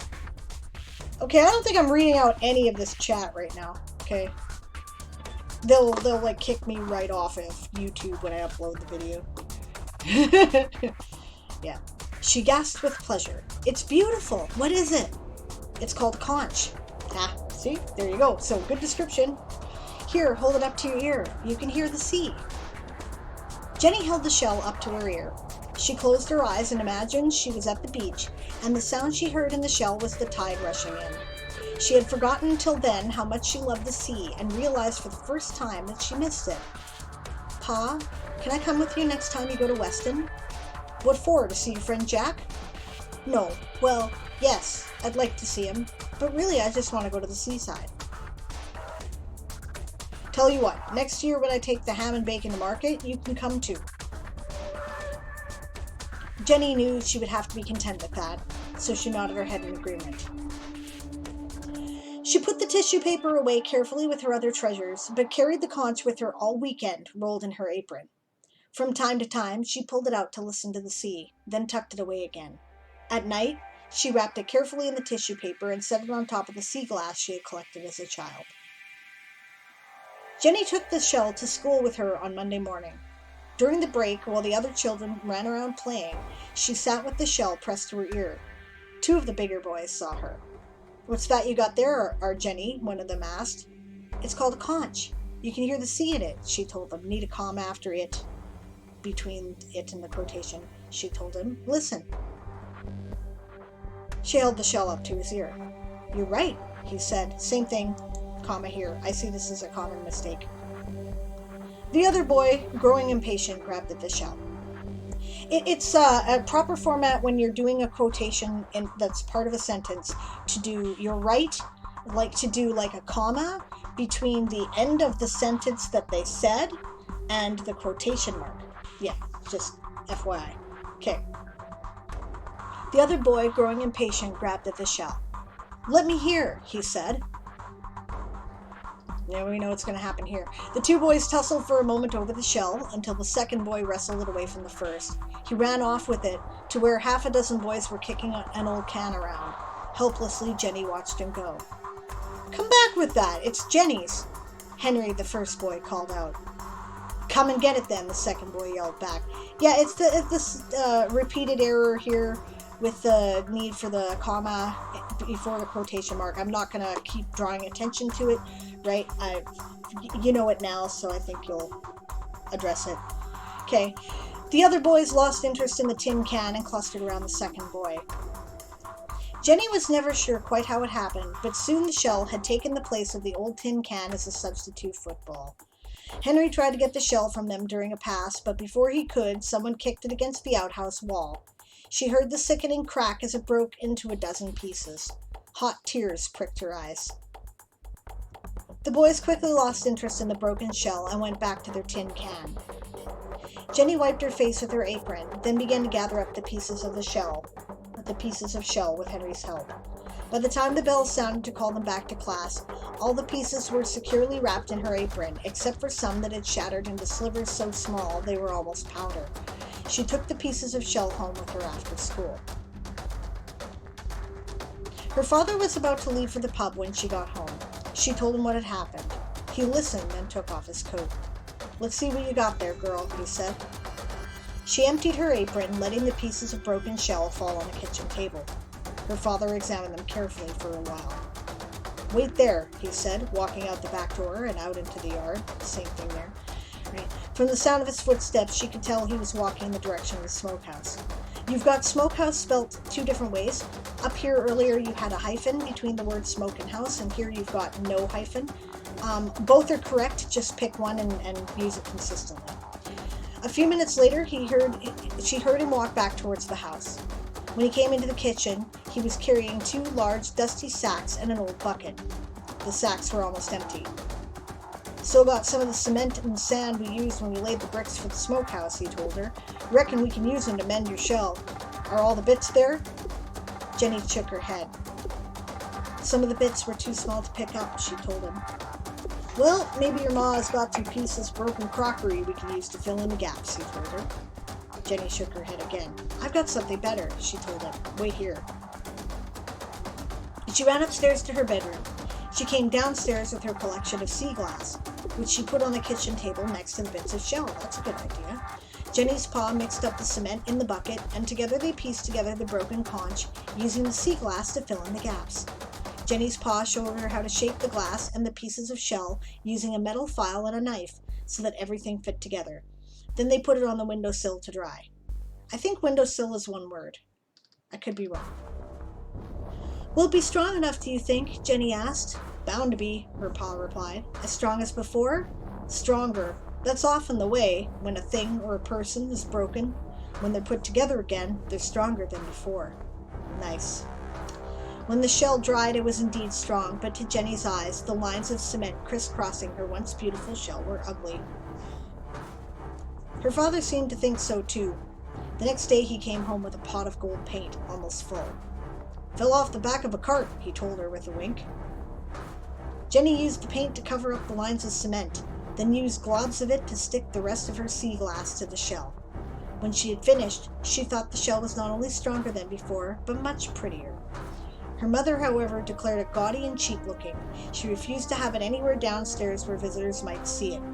So Jenny kept it upstairs in her room, on her chest of drawers, where she could look at it every night before going to sleep. "I got the perfect one, Exmoor pony, just the right size for her," Jack said. Me and Dad found her on the moor as a foal. She'd strayed off the path and got stuck in the bog. Her mother must have gone in after her to try to rescue her. By the time we got to them, there was nothing we could do to get the mother out, but we were able to rescue the little one. She hurt her leg, but it healed. Otherwise, she's sound." That's sweet. I like that a lot.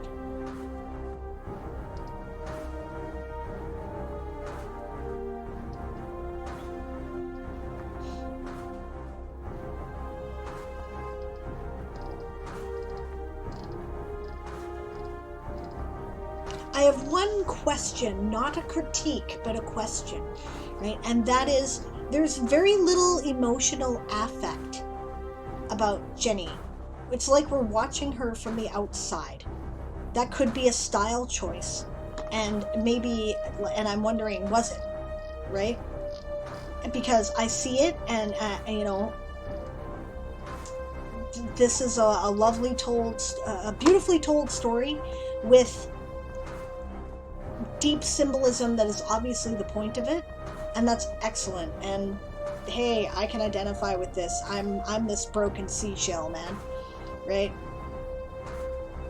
So that is intentional. Okay, then this is beautiful, and I have nothing more to say to add anything other than, the corrections of the comma before the quotation mark when it's told in a sentence like here. You're going to have to go back over it for that. It's just a minor grammar issue. Otherwise, this is great, and I think it's ready for whatever magazine you want to submit it to. Also, it's moving, and I really like it, and I totally identify with it. Good work. Very good work. Excellent writing.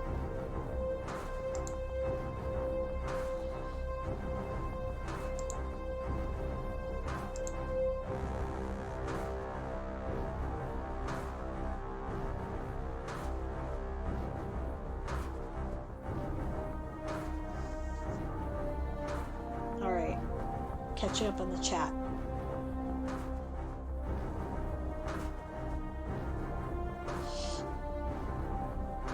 And yeah, the description is great of the shell. Yep. Yep, instantly made you knew it was a conch shell if you've ever seen one. And it helped you to look at the conch shell through new eyes, like it's brand new, like you've never seen one before, and appreciate how beautiful it is. And that's excellent, especially for when it gets smashed later. And then you could reappreciate it for how beautiful it is.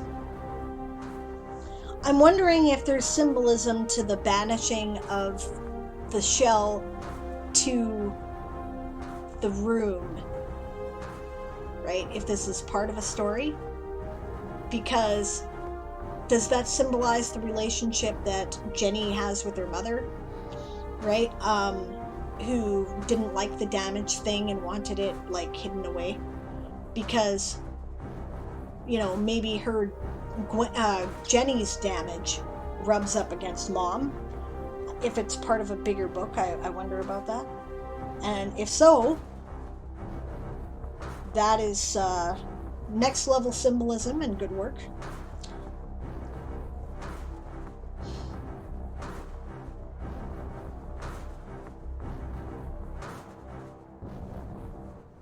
Oh, I didn't know your power was out, Moon. I'm glad to hear it's back. Oh, that was a part I thought I'd edited out. Doesn't belong with the rest? Okay. Part of the novel I'm serializing. Nice. In an earlier episode, we see Jenny as an adult coming home and a conch shell is on her mother's kitchen shelf. Oh. In the beginning, her mother believes Jenny is dead. Oh. Cool. Well done. Stretch is off to cook dinner now, so be back later. Okay, see you in a bit. Yeah, that was the sprint. It's 20 after 2. I think I'm going to take another brief break here. And then when I come back, we'll do one more sprint. I think maybe 2. We'll do one more sprint. We'll read Daz's showcase. Then we'll sprint with whatever's left. I want to be writing, but I don't know what I want to write. I hate that, Eli. Oh my god, that's the worst feeling in the world. You're like, ugh, this right. Frankly, it feels like you've got mental constipation. I hate that. I hate it. Hate. At least for me. Yeah, my problem is I have a whole bunch of promo crap to do. And I don't want to do it. I'd rather be writing because I know what I'm doing with book 3. I'm going to rewrite it and I know what I want to do and I want to do it. And if I didn't want to do that, I have world building to do and summer camp articles to fix. And I just don't have time for any of that right now. And it's making me mad. Okay, yep. Red Idea says I want to do some writing tomorrow because I've been so busy the past couple of days. Yeah. Cool. Good luck. I hope it works out. I'm taking a break. I'll see you guys in a minute.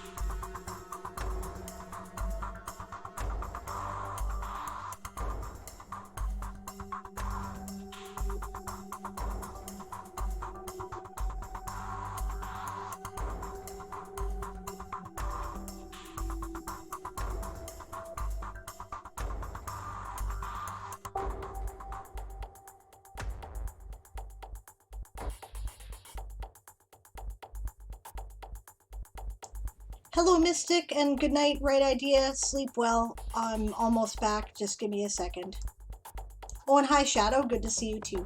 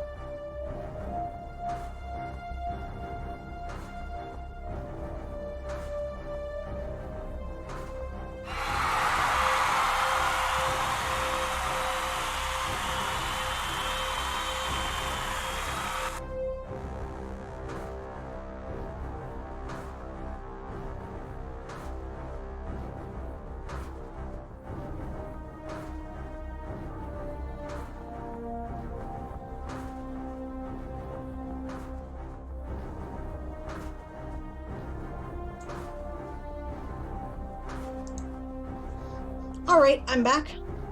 Sorry about that. Alright, let's take a look at Daz's showcase here. I know we're technically on a break, but in the meantime, let's see. Shadow's headed for a heat wave. Eli grumbles off to Canva, kicking the chair. That's great. I sympathize. I gotta do some of that. And graphics for Twitter and shit.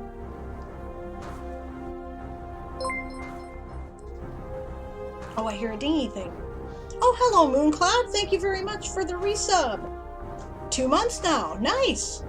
Hello and welcome. Good to see you. We're about to do a showcase for Daz's first chapter of her serial that she's working on. And I've read it before, but she tells me she's done some extensive rewriting, so I'm kind of looking forward to that. Gwen asked Eli, and it's a good question, would writing an outline for the Alice story get it out of your system enough so you can focus on what you have to do for the book launch? Then you can come back to Alice at Nano.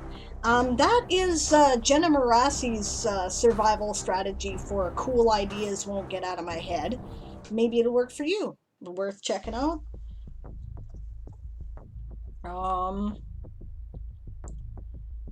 Yeah, I know all about that kind of heat, Shadow. That's when I was like, it's so hot, my computer isn't running properly. That's what I was doing.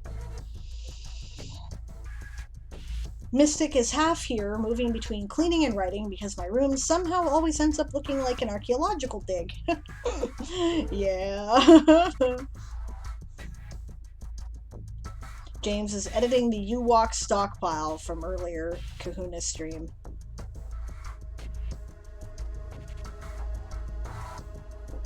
Mooncloud needs to lurk, about to start dinner. That makes sense.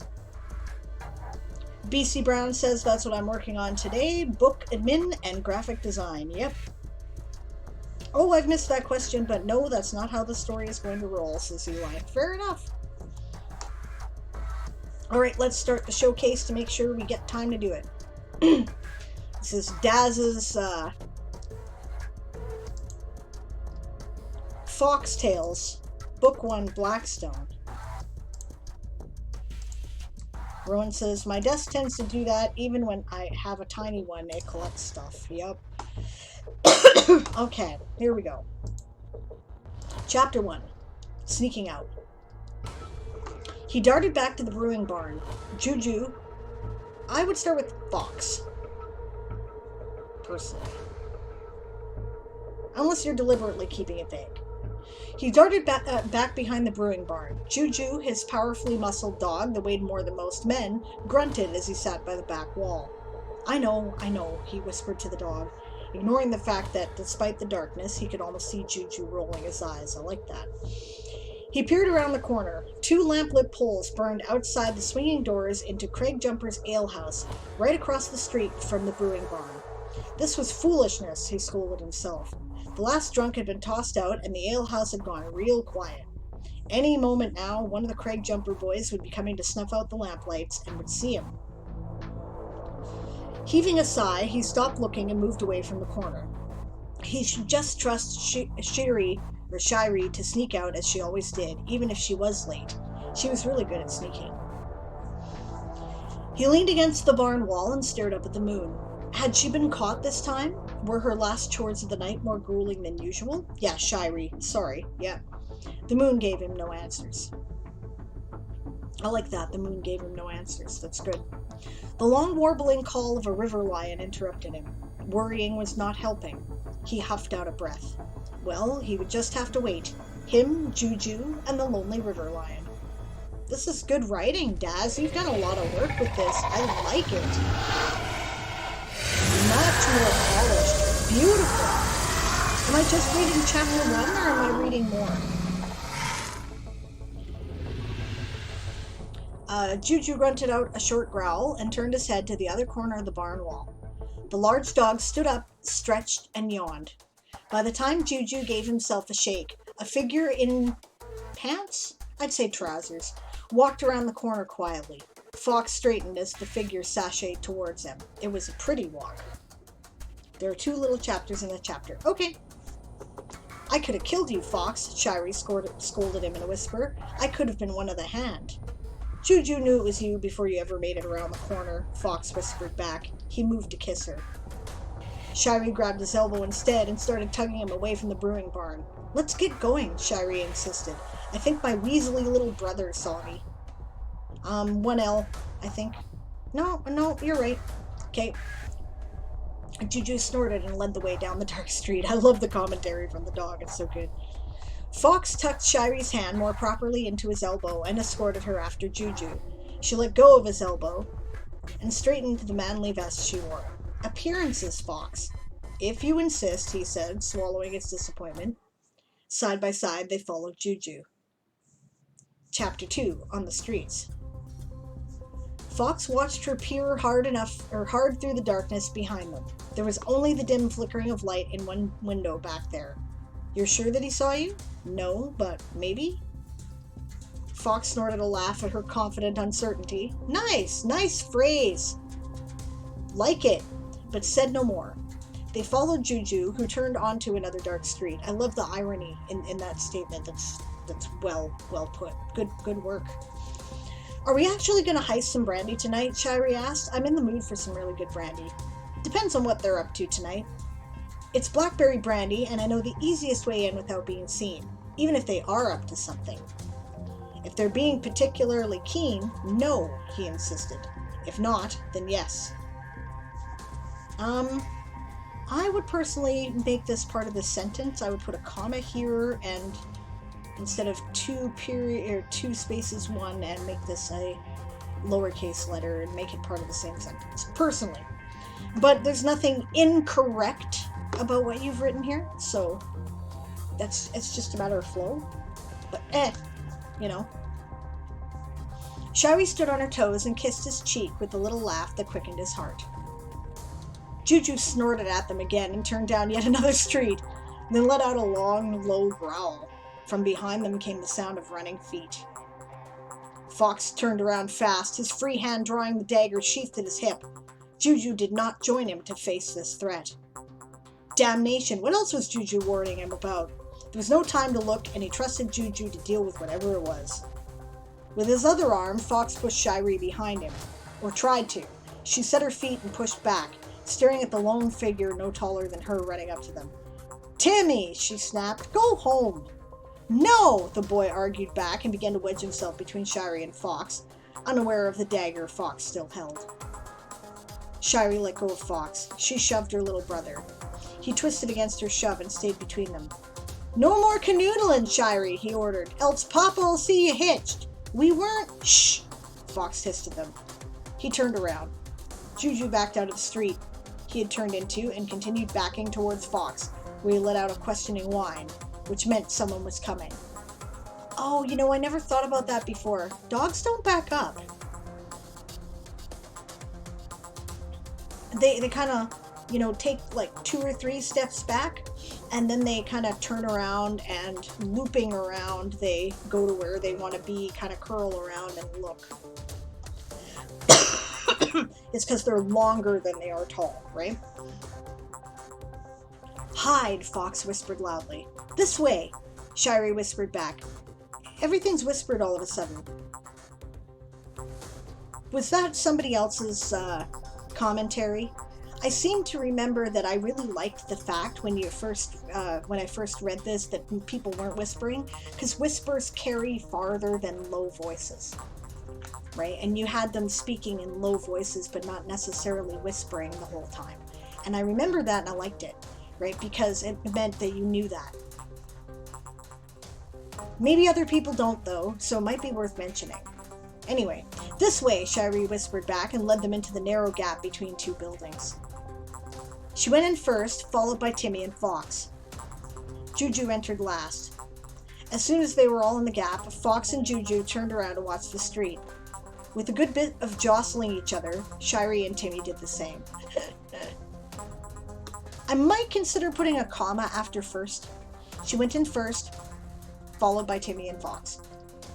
And you may get grammar pokes from Word if you do that, but it's still separates the two phrases, which I think might be, it's a quibble thing. There's nothing technically wrong with what you've done there.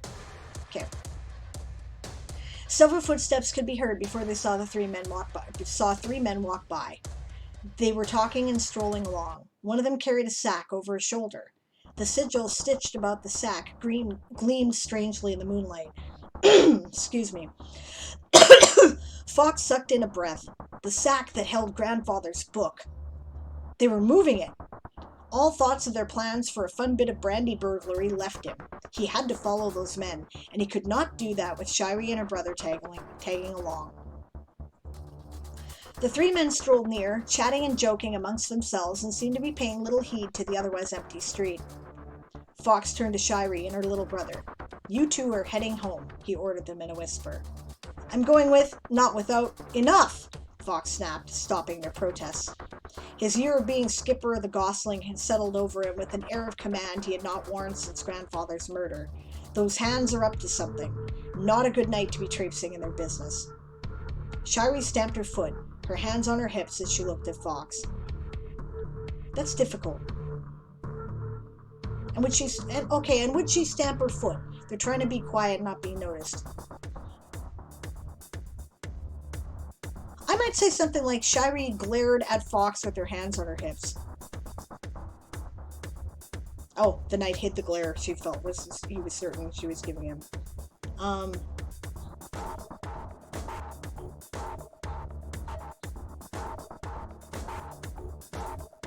Maybe Shirey's hands were on her hips. The knight hid the glare he felt certain she was giving him. After a moment, she turned to Timmy, then back to Fox. I'd put a comma there too, right? As she turned to Timmy, comma, then back to Fox. She nodded. Relief filled him.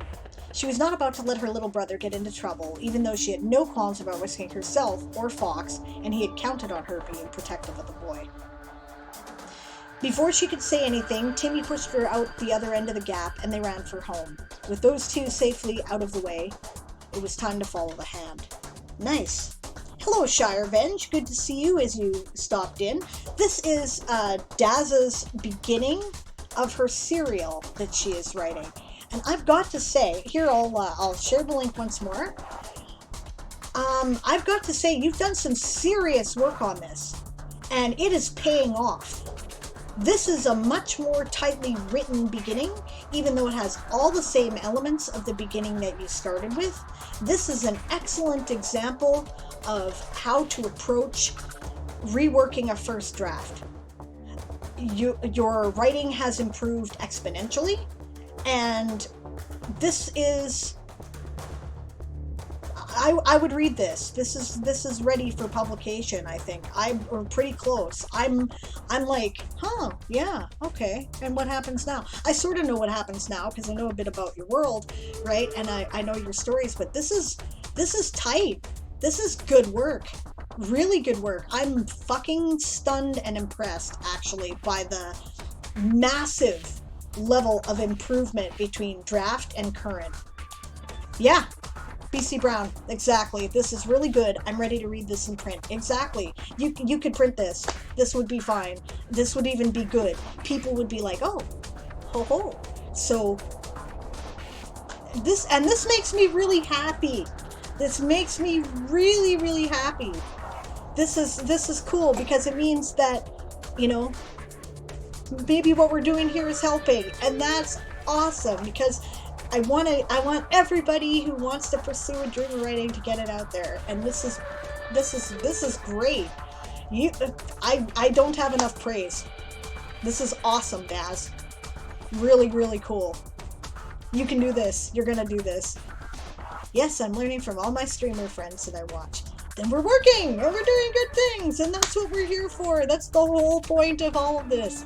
I feel fulfilled today. This is great. I'm so excited for you. And all your rips really help. Oh, good.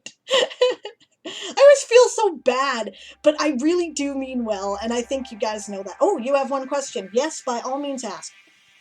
Yep. James says, Unlurk, I've edited the awesomeness. It will go up tomorrow. Great. Yeah, that's why most of us stream. Exactly, BC Brown. Exactly. Yeah, Rowan says, I'm really looking forward to when you've got time to hit Pensic 199 AD. I'm excited about it too. It's gonna be good. Yeah. I'm looking forward to helping you guys. You guys are off to a good start. For those who don't know, Rowan and Chris, who are both players in our Toy Soldiers game on Sunday nights, Chris lives in New Mexico, and Rowan lives in Prince George, BC, Canada. So lots of latitude between them. But they've been co-writing. It's sort of a 1632 fan series. They're basically using the similar premise, and they're saying what happened if the Pensic War, for those of you who are, SCA people, up and replaced part of Scotland in 199. And it's a great premise, and they have very different strengths as writers. They need a little bit of smoothing to blend it together, and I really can't wait till I can attack it in more detail. And they've asked me to, right? But they're going to be a good team. There's some really good stuff going on there, and I can't wait to hit it and help them polish their diamonds. So it's going to be good. Daz says, do you think I need to actually have Fox point out that Juju is a very special dog, or are the showing of his unique behaviors revealing enough? Okay, if I were fresh to this, I would wonder, right? I would wonder to myself if it were, humor from the observation of someone who knows dogs very well, or if it did indicate a greater intelligence. That's good enough, right? That's good enough. So don't, I definitely say no, don't have him pointed out, right? I'm counting on the wonder to compel a reader to read more. Exactly. And you've got my attention. And yeah, you've created a mystery.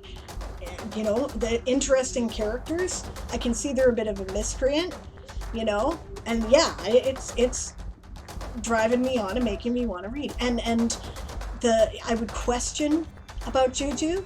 So it's cool. It's good. Actually, it's very good in-text world building is what it is, right? And yeah, I would say do not be heavy-handed enough to point it out, because if anybody wonders, they'll know for sure when they hit the docks, and that wondering is enough to build the interest. It's good. Don't fuck with it. James says, I do, but they do scare me a little. Critiques are good. I don't know why, but yours are the most scariest.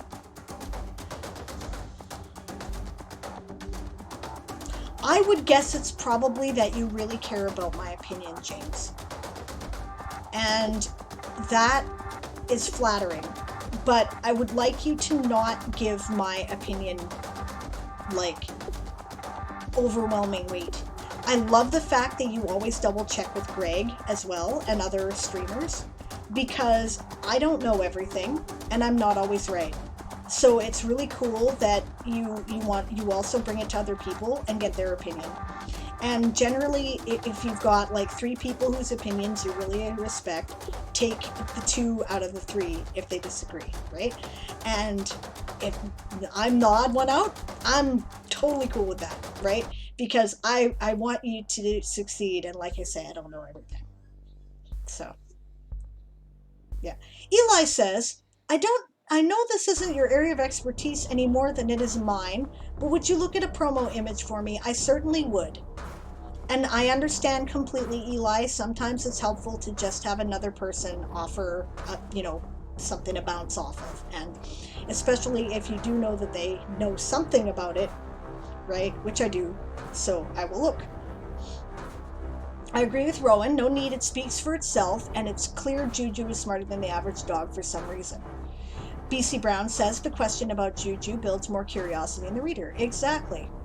Gwen says the hardest thing I find is deciding how much to tell the reader, and how much to let the reader deduce from the behavior. That's what beta readers are for, and that's the sprint, and that was the last sprint, by the way. Yeah, that's what beta readers are for. You run your stuff by them and you say, okay, did you get X from this? And if they didn't, you need to fix it. And if they say, yeah, I was a little heavy-handed, you need to dial it back, right? That's what they're for. BC Brown says, yeah, it's generally difficult to hear critiques from people whose opinion we value. Yeah. Shire Venge says, I haven't really had someone critique my writing. Well, this is a place where this gets done, right? If you want it. Let's have a look at Eli's promo image. We need to dial back the zoom, obviously.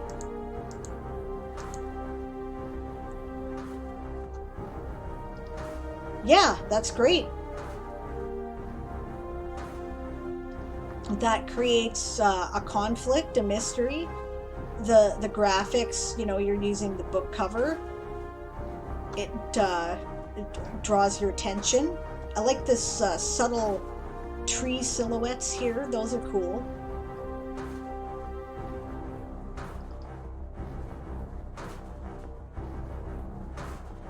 Yeah, no, that's good. It gets my attention. That's what it's for.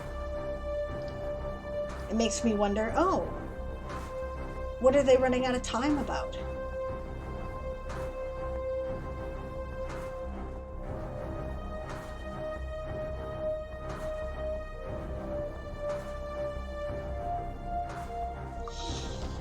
The only critique I would have is that overall this does not make the genre clear. I would wonder, you know, oh, you know, it would get my attention because of the roses and the raven and whatnot, but I would wonder what genre it was. It does, however, arrest my attention enough that I would look into it, which is what you want people to do. So I'm not sure that that's a bad thing per se. Like, I'm not sure it hurts it. I'm just mentioning it because, you know, you want opinions, right? Hello, Wovenhead. Thank you for the follow. I apologize for the fact that I have a 10-minute follow wait before people can talk. And the reason why is that it's a defense mechanism against follow bots, right? And I hate having to do it because I'd really rather meet new friends right away. But, you know, gotta do something. Yeah. Oh, hello, Michelle Wright Meow. Thank you for the raid, but you got here just as I'm ending, I'm sorry to say. It's good to see you, though. How are you? Check out Michelle Wright Meow. I really like her streams. She is one of the other writers who is doing 31 Days, 31 Stories. She it has a really...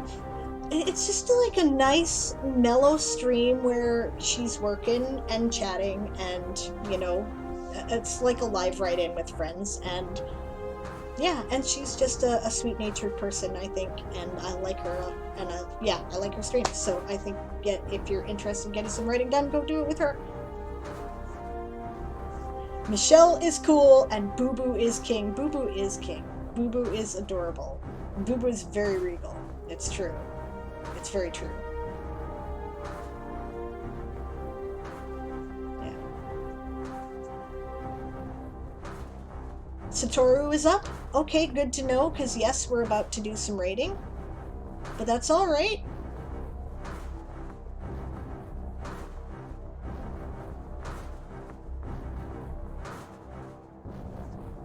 BC Brown says the top line, draw it in to put more words on the second line and to match up with width of the next text.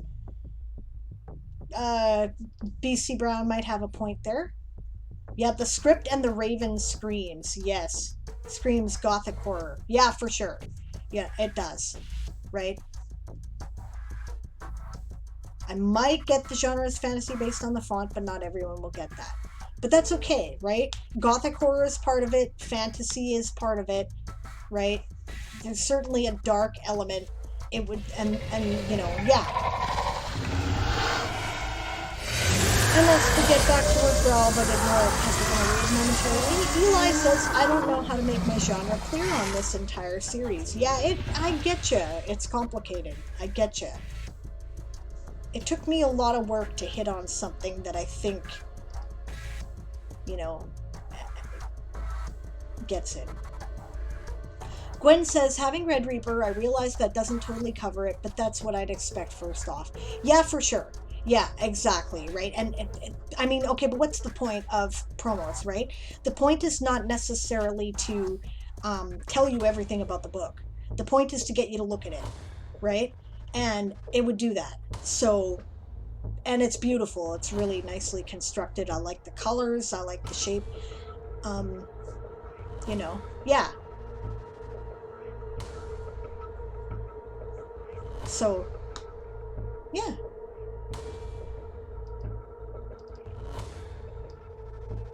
And the Red Roses suggest a dark romance in combination with the Raven and script.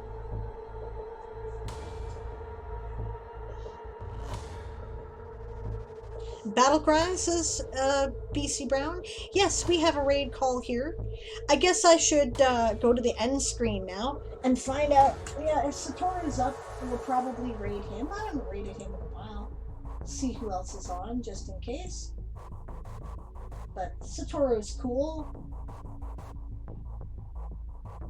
Just making sure I'm not missing any 31 days people or anything like that.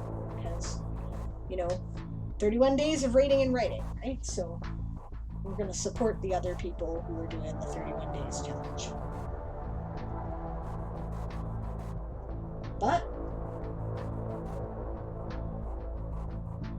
that's it. So we're going to Satoru. No problem. We haven't raided Satoru in a long time. All right.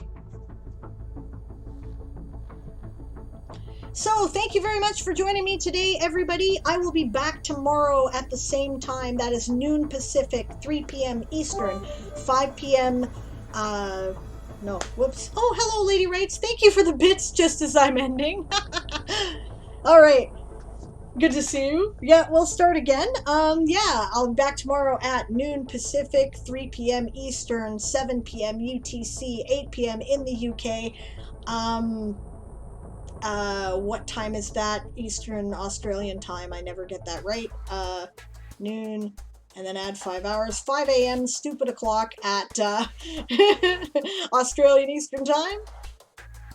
Right? For Diane Actually Writes, which is my, you know, I don't do showcases on Thursdays. I just write, and hopefully you guys can come write with me. Oh, cool. You're in the Pacific time zone too, eh, Michelle? Awesome.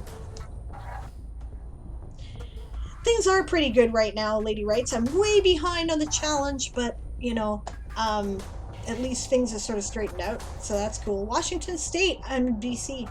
I'm, like, practically your neighbor. Awesome. Cool, alright, and then after that, Friday, we'll be back on, Aaron is back for Ask an Old GM. I hope, if he's feeling better, that will be at 2 p.m. Pacific. 5 p.m. Eastern, 9 p.m. UTC, 10 p.m. in the UK, Brain, 7 a.m. Australian Eastern Time, right? Saturday, someone will be back at the same time as that, so 2 p.m. Pacific, that whole cycle for Write with Aaron and sometimes Diane. I may join him. Oh, thank you for the follow, Amazon Diva. Good to meet you. Once again, I apologize that I have a 10-minute follow requirement before people can talk. It's a defense against follow bots spamming, and I'm sorry. I would rather meet new friends right away, and you guys aren't even going to get a chance to talk before I raid out, which sucks. But hopefully you join me tomorrow. Yeah, and that's it we got for coming up over the next little while. I, of course, will be back in on Sunday as well for Sable's World Forge, but otherwise, I will see you guys tomorrow. We're going to raid Satoru now. Satoru, it's 1, 2, 3, isn't it? Yes, 1, 2, 3. When you get there, don't forget to shout, prepare to be boarded, because we are the Sable's privateers. It has been a real pleasure, guys, and I will see you then. Thank you so much, and have a good rest of your time zone. Bye!